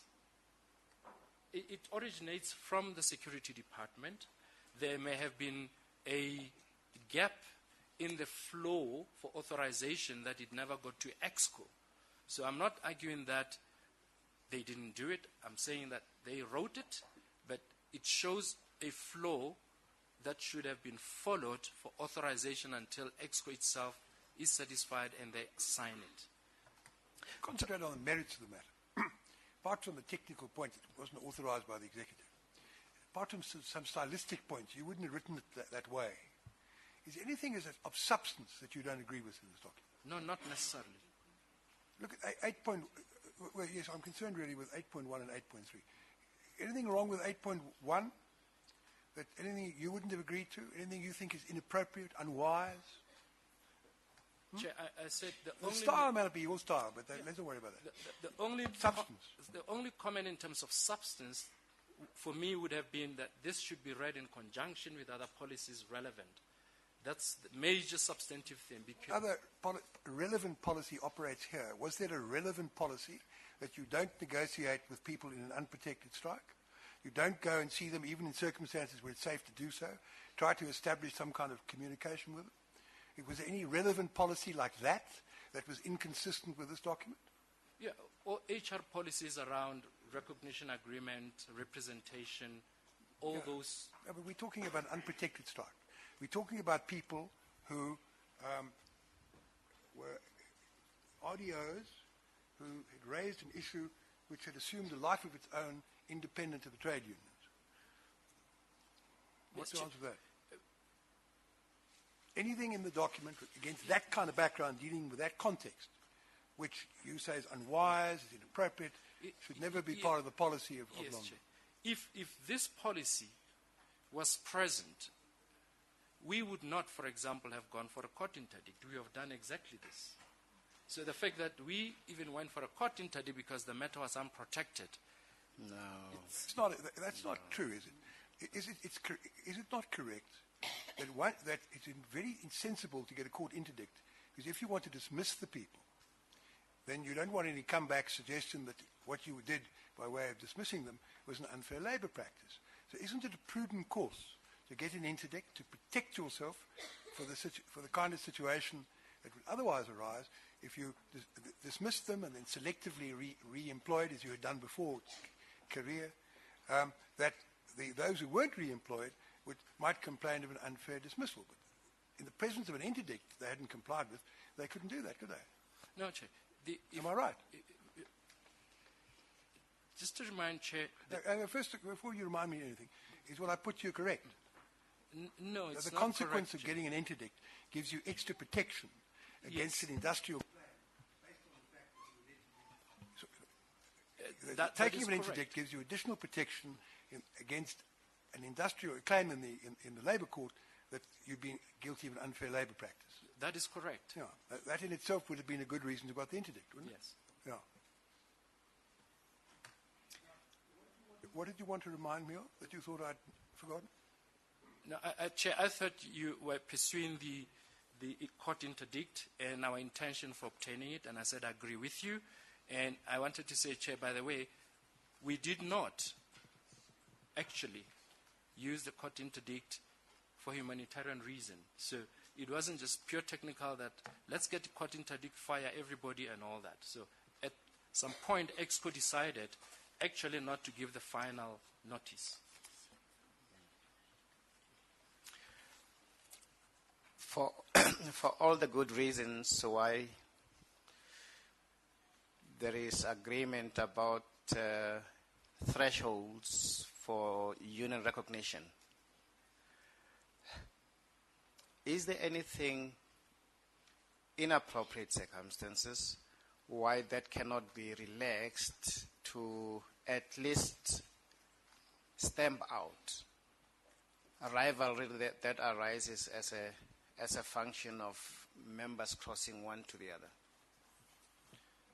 Yes, we were actually in 2012 going through a process of, on one hand, recognizing AMCU, giving them limited rights. On the other hand, we had started the process of notifying NUM of their dwindling numbers and then ultimately gave them a notice of 3 months. And our intention was exactly to allow for a new recognition agreement. No. I think you are misunderstanding my question. I say I understand there are stipulated thresholds. Yes, agreed by the parties entering into a recognition agreement. Yes, but that cannot stand in the way of sense, even where you can see that people are intimidating each other, killing each other simply because they want to attain a particular majority for recognition. I agree with you. The intractable position you took about not going to the copy seems, if I understand the evidence of the Deputy President, not a matter tabled with the board.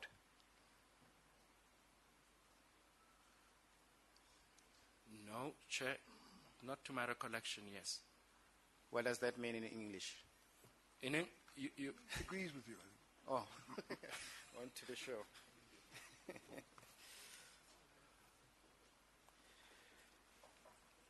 In your communication with the South African Police Service members, General Mpembe, General Mbombo, the evidence, we are told, is that the reference to bloodshed was to impress on Lonmin and yourselves the urgency of tackling the problem through dialogue. Did you get that impression when they were talking to you? No, Chair. Again, let me invite you to explain that now. You tell us, as I understand correctly, at no stage do you foresee any operation resulting in death. Yes. You see no bloodshed. Yes. That's why you kept the position you did. Yes. And they say they use the word to try and impress on you so as to appreciate why it is important that you dialogue as opposed to them disarming the people forcefully. I am aware that both General Mbombo and Pembe, on the few occasions I met with them, were asking us to resolve the matter. So that was my understanding. I have no doubt that they were saying, please resolve the matter.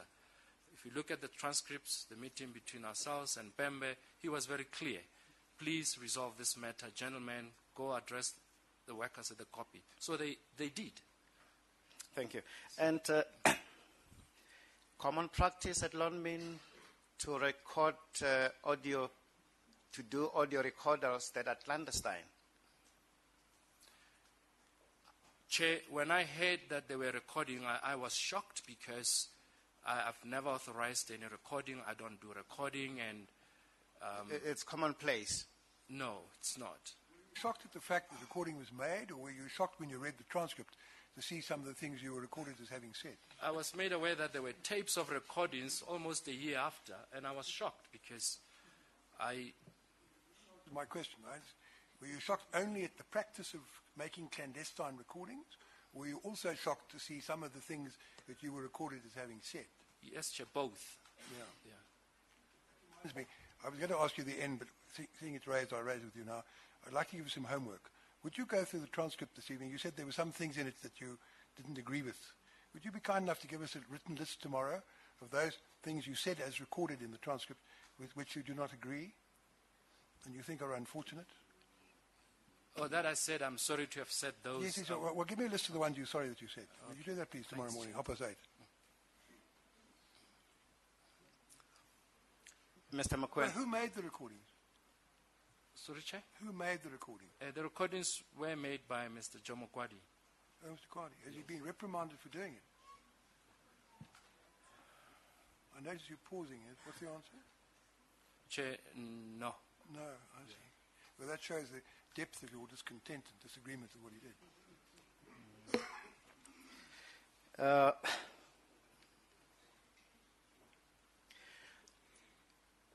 The evidence of some of the witnesses is that the framework within which industrial disputes are in part resolved is to get all hands on deck, really. Everybody who can be useful must be there and help resolve the problem. Is that how you understand it as well? No, Chair. No, I mean, even Bishop Sioka, if he can be there and help you resolve an impasse, that is to be encouraged, no? Yes, as I said, I mean, this was unprecedented for us, and we have never had to appeal to any external party to resolve an industrial dispute in the history of Lonmin. So that was our point of reference, Chair. And tomorrow, if the situation was to replicate itself, clearly you would not just keep yourself within the tramlines and reject all other alternatives. Correct? That's the kind of introspection that I believe we need to do. And no, I know you need to do it, but I'm trying to get an unequivocal answer from you. This situation replicates itself, Lonmin will go to the mountain.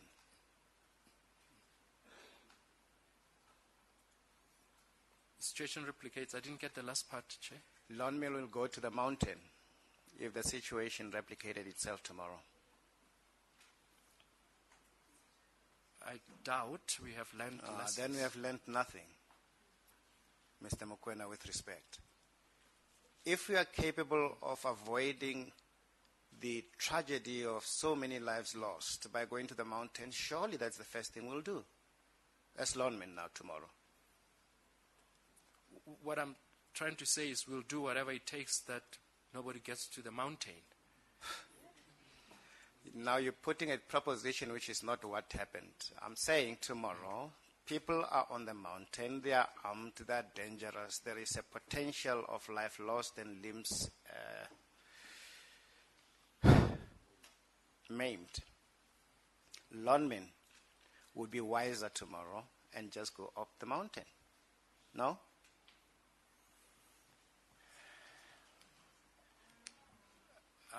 I would be scared, Chair, to go to the mountain. Even in Yala, even in an armored vehicle with police protection.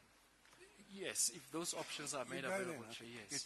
What lessons the police promised us, the promise has not yet been fulfilled. You give us, in writing, the lessons they've learned from this whole unfortunate series of events. I trust we will get the lessons from them tomorrow. But can I ask you, what lessons has Lonmin learned from this unhappy series of events? Yes. Learned any? We have learned, we are in the process of putting that together to say, what did we learn out of the event, what could have been done differently, and at the right time when we have compiled all of that, we will be able to share it. It's taken 2 years. Well, I suppose, Chair, the matter was still under the commission and we didn't have the... The fact it was under commission didn't mean that last month or even a year ago you might have had the same problem. You mightn't have had further difficulty, not necessarily from the rock drill operators, but some other people who going around brandishing dangerous weapons, people not obeying an unprotected strike being killed, the people concerned congregating on the Kopi. That could have happened, couldn't it? A year ago it could have happened, couldn't it? Yes, Chair. Yes. And you had performed no exercise to work out what the lessons were you'd learned from the disaster of 2012 to make sure that wasn't repeated. We have, Chair. I could share with you some of those if you want me to share. I thought you were asking for a... Tomorrow you can give me in writing the lessons you've learned as well as the things you regret in that transcript. That's fine, Chair. 8, please. Those are the questions we have for Mr. Mokoena, Chair. Thank you, Mr. Porfu. You've got a gift of an extra 20 minutes. I hope you will use it appropriately. Yes, I'm grateful, Chairperson, to SABC.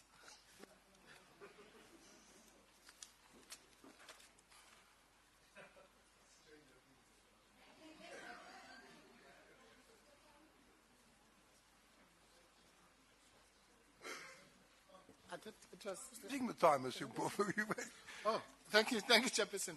I thought the Human Rights Commission was coming before me. 22. Oh, thank you. Mr. Mkwan, good afternoon. Good afternoon, sir. You have already agreed that Vice President of Lonmin, in whatever capacity, is a serious leadership position, correct? That is correct. Underneath you have a whole number of technocrats and number crunchers and that kind of thing, but you are the leader. Exactly. And from you, what is expected is not mere management, but leadership. Correct. And did you, by the way, participate in the Transformation Committee? Of the board? Yes? Yes. Yeah. Which was chaired by Mr. Ramaphosa. Correct. Okay.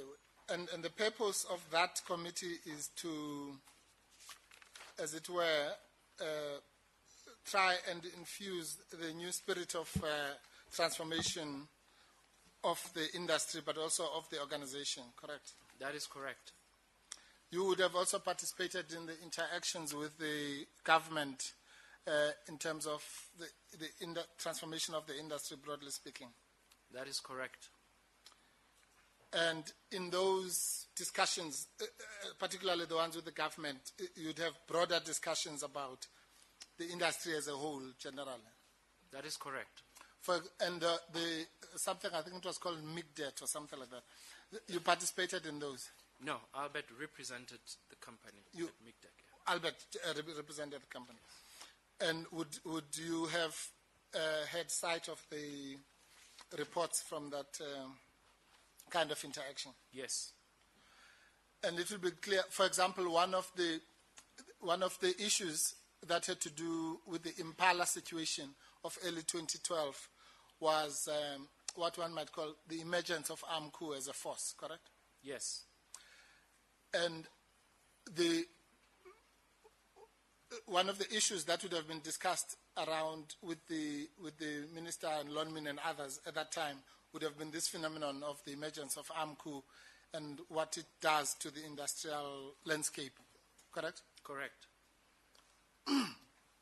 So it wouldn't be true to say if those meetings were chaired by Ms. Shabangu, then she would have known about the AMCU phenomenon from the time of the Impala strike, at least, correct? That is correct, yeah. Yes. So if anyone said Ms. Shabangu was hearing for the first time about AMCU around the 16th of August, that person would be lying, correct? Possibly lying, but possibly mistaken. Yeah, maybe mistaken. Yeah. Flabbergasting as that might be, correct? Yeah. Yes. Oh, it would be surprising. Would you? Okay, let me put it this way. It would be surprising. Yes, to be surprising. Yes. Yeah, let me put it this way. Would you be surprised that the minister who chaired those meetings came to this commission and said that? I don't think we're not interested as commissioners in whether this witness is surprised or not. You've got material on which you can argue the point. His reaction, surprised or unsurprised, doesn't take it any further as far as we're concerned. Well, okay. Well, he's already expressed the surprise, so I'll live with the surprise that's already in the bag. Thank you, Chairperson. Right.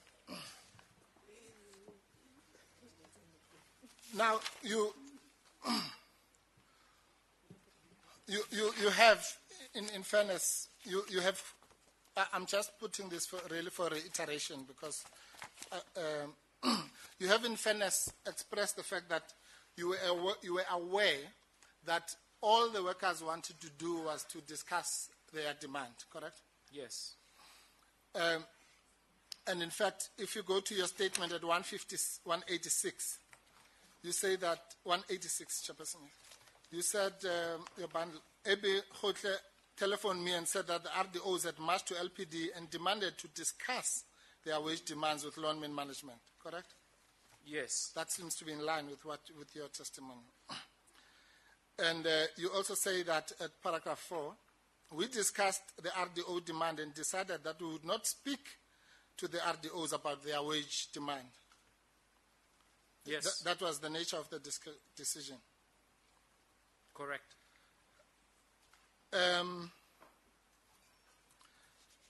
Now, let me just put a proposition to you, Mr. Mkwen.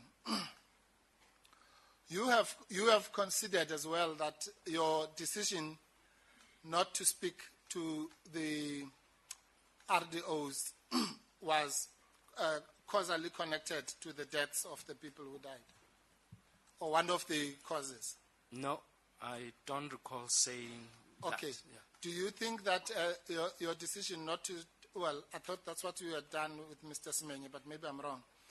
Do you accept that the decision not to engage with the RDOs, had it not been taken, it might have avoided the deaths?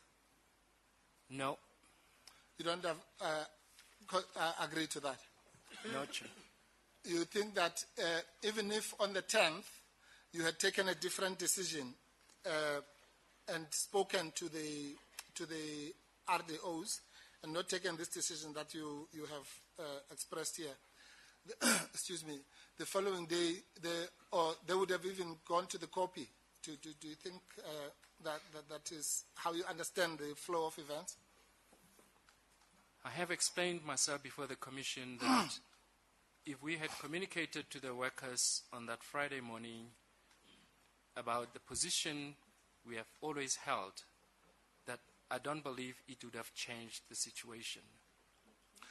You are aware that the engagement, as you called it, that was done by Mr. Da Costa had, albeit temporarily, quelled the situation, according to him, of potential industrial unrest and violence? Yes, that's what he said, and I agree. You agree, yes. So all I'm saying is, why then, if you had adopted, let's call it the Da Costa approach to things, why would it not have had a similar result?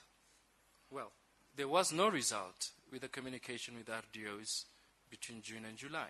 They came back, they went back, they came back and received the same communication.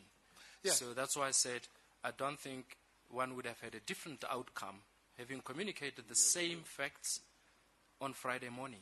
Yes, but I thought you and I have just agreed now that at the very least the Da Costa intervention had quelled, albeit temporarily, that it might have, let's put it no lower than that, it delayed, because that's what he said, it delayed the potential for violence. I'm cutting many other steps. I accept what you said, that unprotected industrial action does not necessarily lead to violence. But Mr. Da Costa said, in your industry, that is something that one can anticipate. You do accept that. The mining industry is quite a hard, and these kinds of things are usually associated with violence. I do accept your argument, Chair.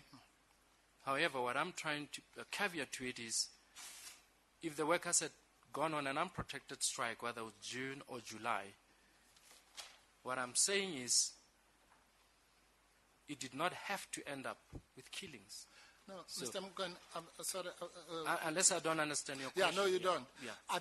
And maybe it's my fault. All I'm saying is, with Mr. Borges, Mr. Da Costa, and I'm sure there are others. I think Mr. Sinclair, although I stand corrected there, but certainly the first two, have considered in this commission that had the decision not to talk to Mr. Jamieson as well, had the decision not been taken of refraining from engaging with the RDOs, then the tragedy might have been averted. You are the first Lonmin witness, to be honest, to even not make that obvious concession.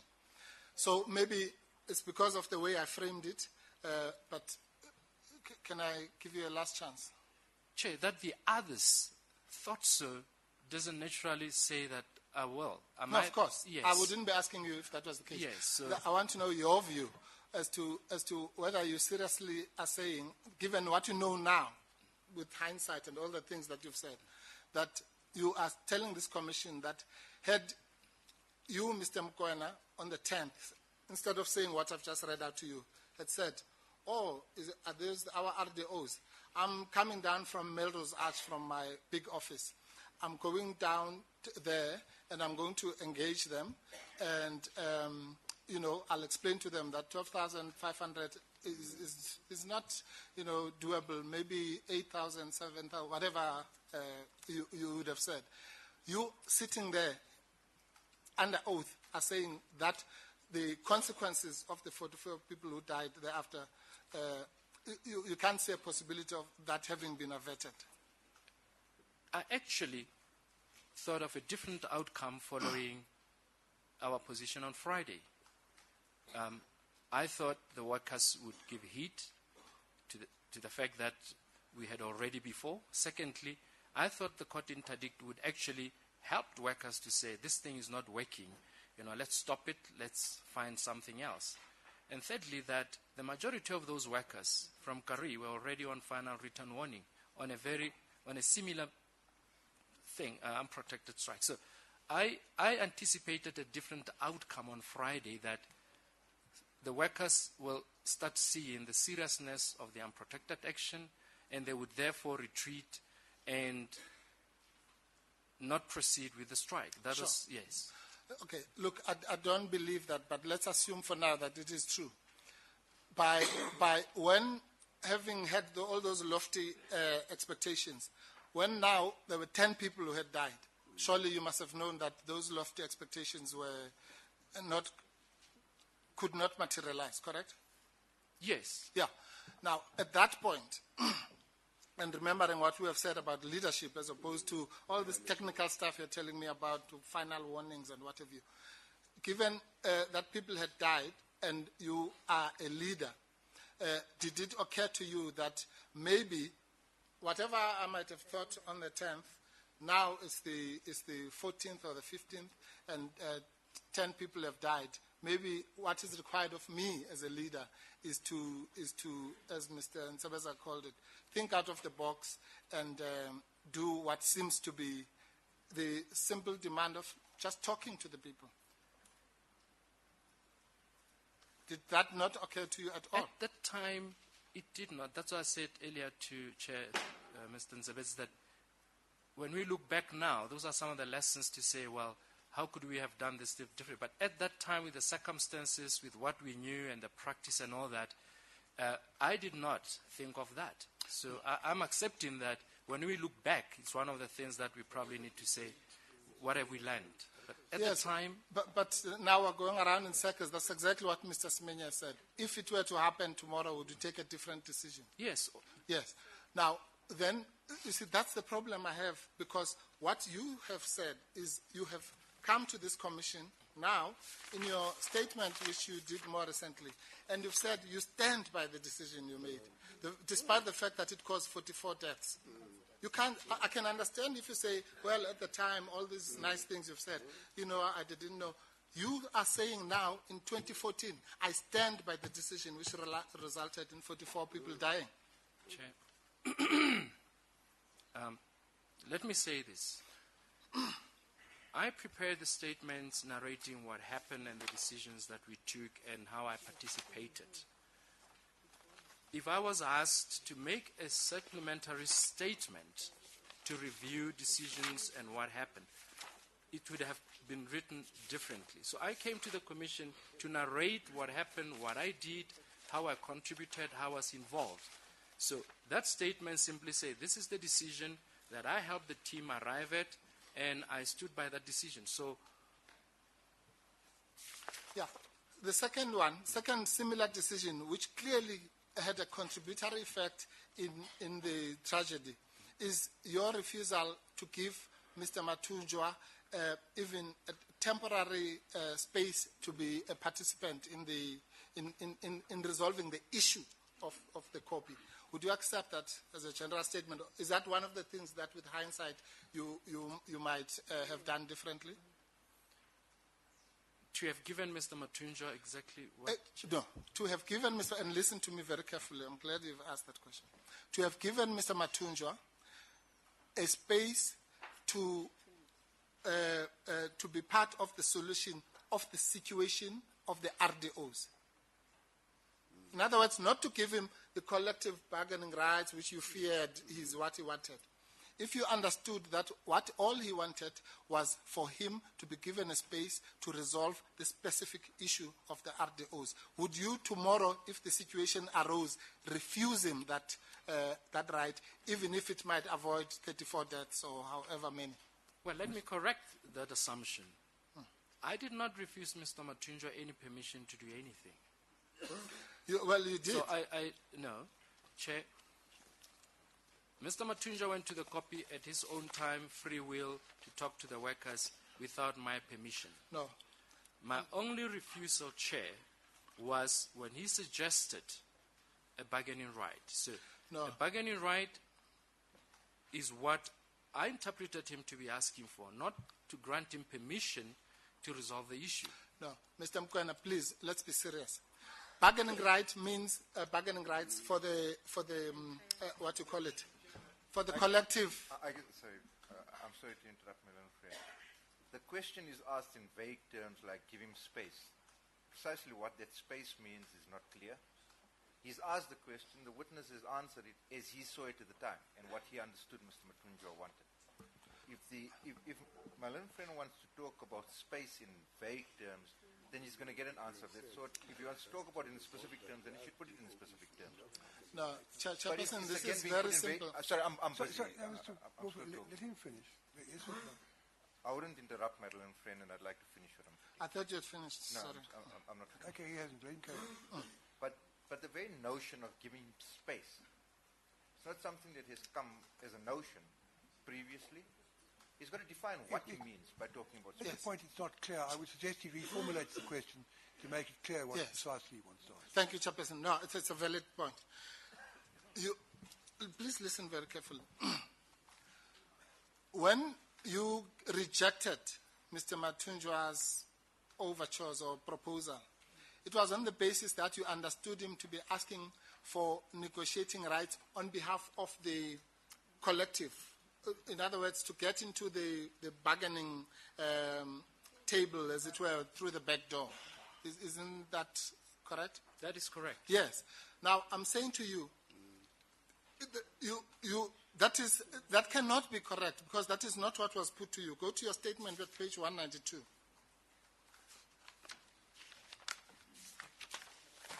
Paragraph 21.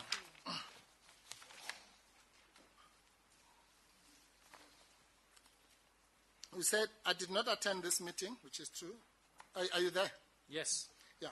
Kwadi telephoned me during the meeting and said that Matunjwa had taken to persuade the strike to leave the copy and return to work on condition that Lonmin allow AMCU thereafter to negotiate on behalf of all the RDOs. RDOs. You understand? You never had such a bargaining forum called RDO bargaining forum, correct? Yes. You didn't? Yes. So then you should have known exactly that what Mr. Matunjwa was asking for was not to get into the full bargaining forum, but for a special thing called the RDO bargaining forum, which did not exist. In other words, it was situational, context-specific, and related to the crisis that was taking place, correct? Let me help you through you, Chair. RDOs are not a thing, as you refer to. It's a group of employees spread across the entire Lonmin operations. Yes. So if there was an attempt for anybody to negotiate on behalf of RDOs, it would have had implications for Lonmin as a whole.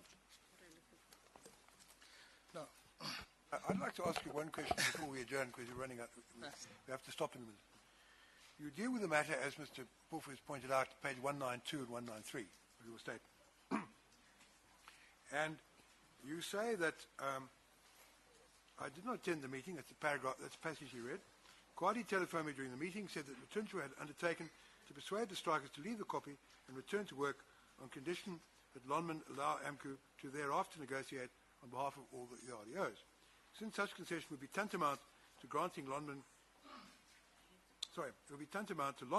granting collective bargaining rights to AMCU, at least on behalf of the RDOs, I instructed Kwadi to tell Matunjwa this proposal was unacceptable to Lonmin, and then you go on and give reasons. Now, was it not possible to construe Mr. Matunjwa's request as a one-off?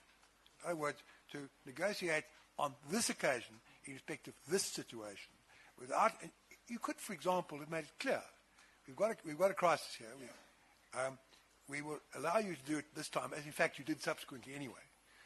But this is not to be regarded as a precedent. This is a one-off. Did you think of adopting that attitude? Conveying that view to Mr. Matunjwa via Mr. Kwadi? No, Chair, we did not conceive of that possibility. And as I said earlier, in my earlier cross-examination, that to trigger any wage adjustment to any group of employees, and we may say one opportunity, the trigger effect for the rest of the organization, and therefore it's unavoidable to negotiate with one category of employees and hope that the rest of the organization will not ask questions. That's the context of our fear.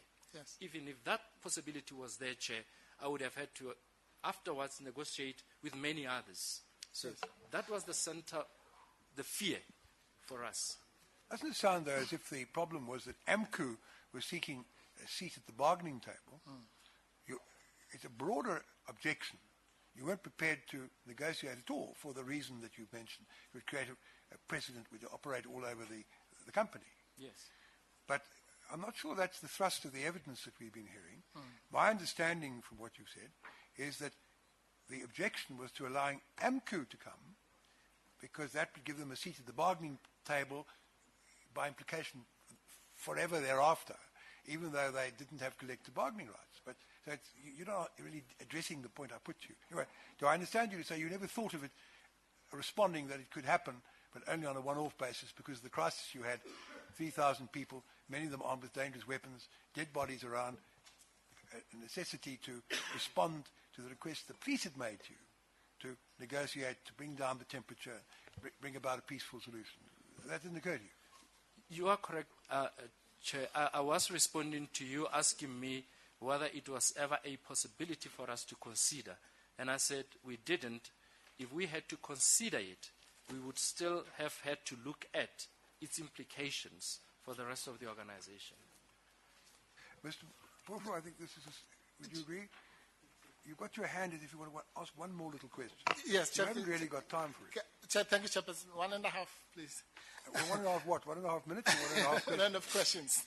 No. I think you better ask them tomorrow morning at 8:30. Okay, let me just ask perhaps this one. 8:31 after we receive the lessons from the police and the lessons from the witness and the things he regrets in the Yes, I'm looking forward. clandestinely recorded discussion with the Provincial Commissioner. Yes. We'll adjourn until 8:30 tomorrow morning. Okay, Chairperson. Thank you very much. Thank you. No, we don't understand the crisis we're in.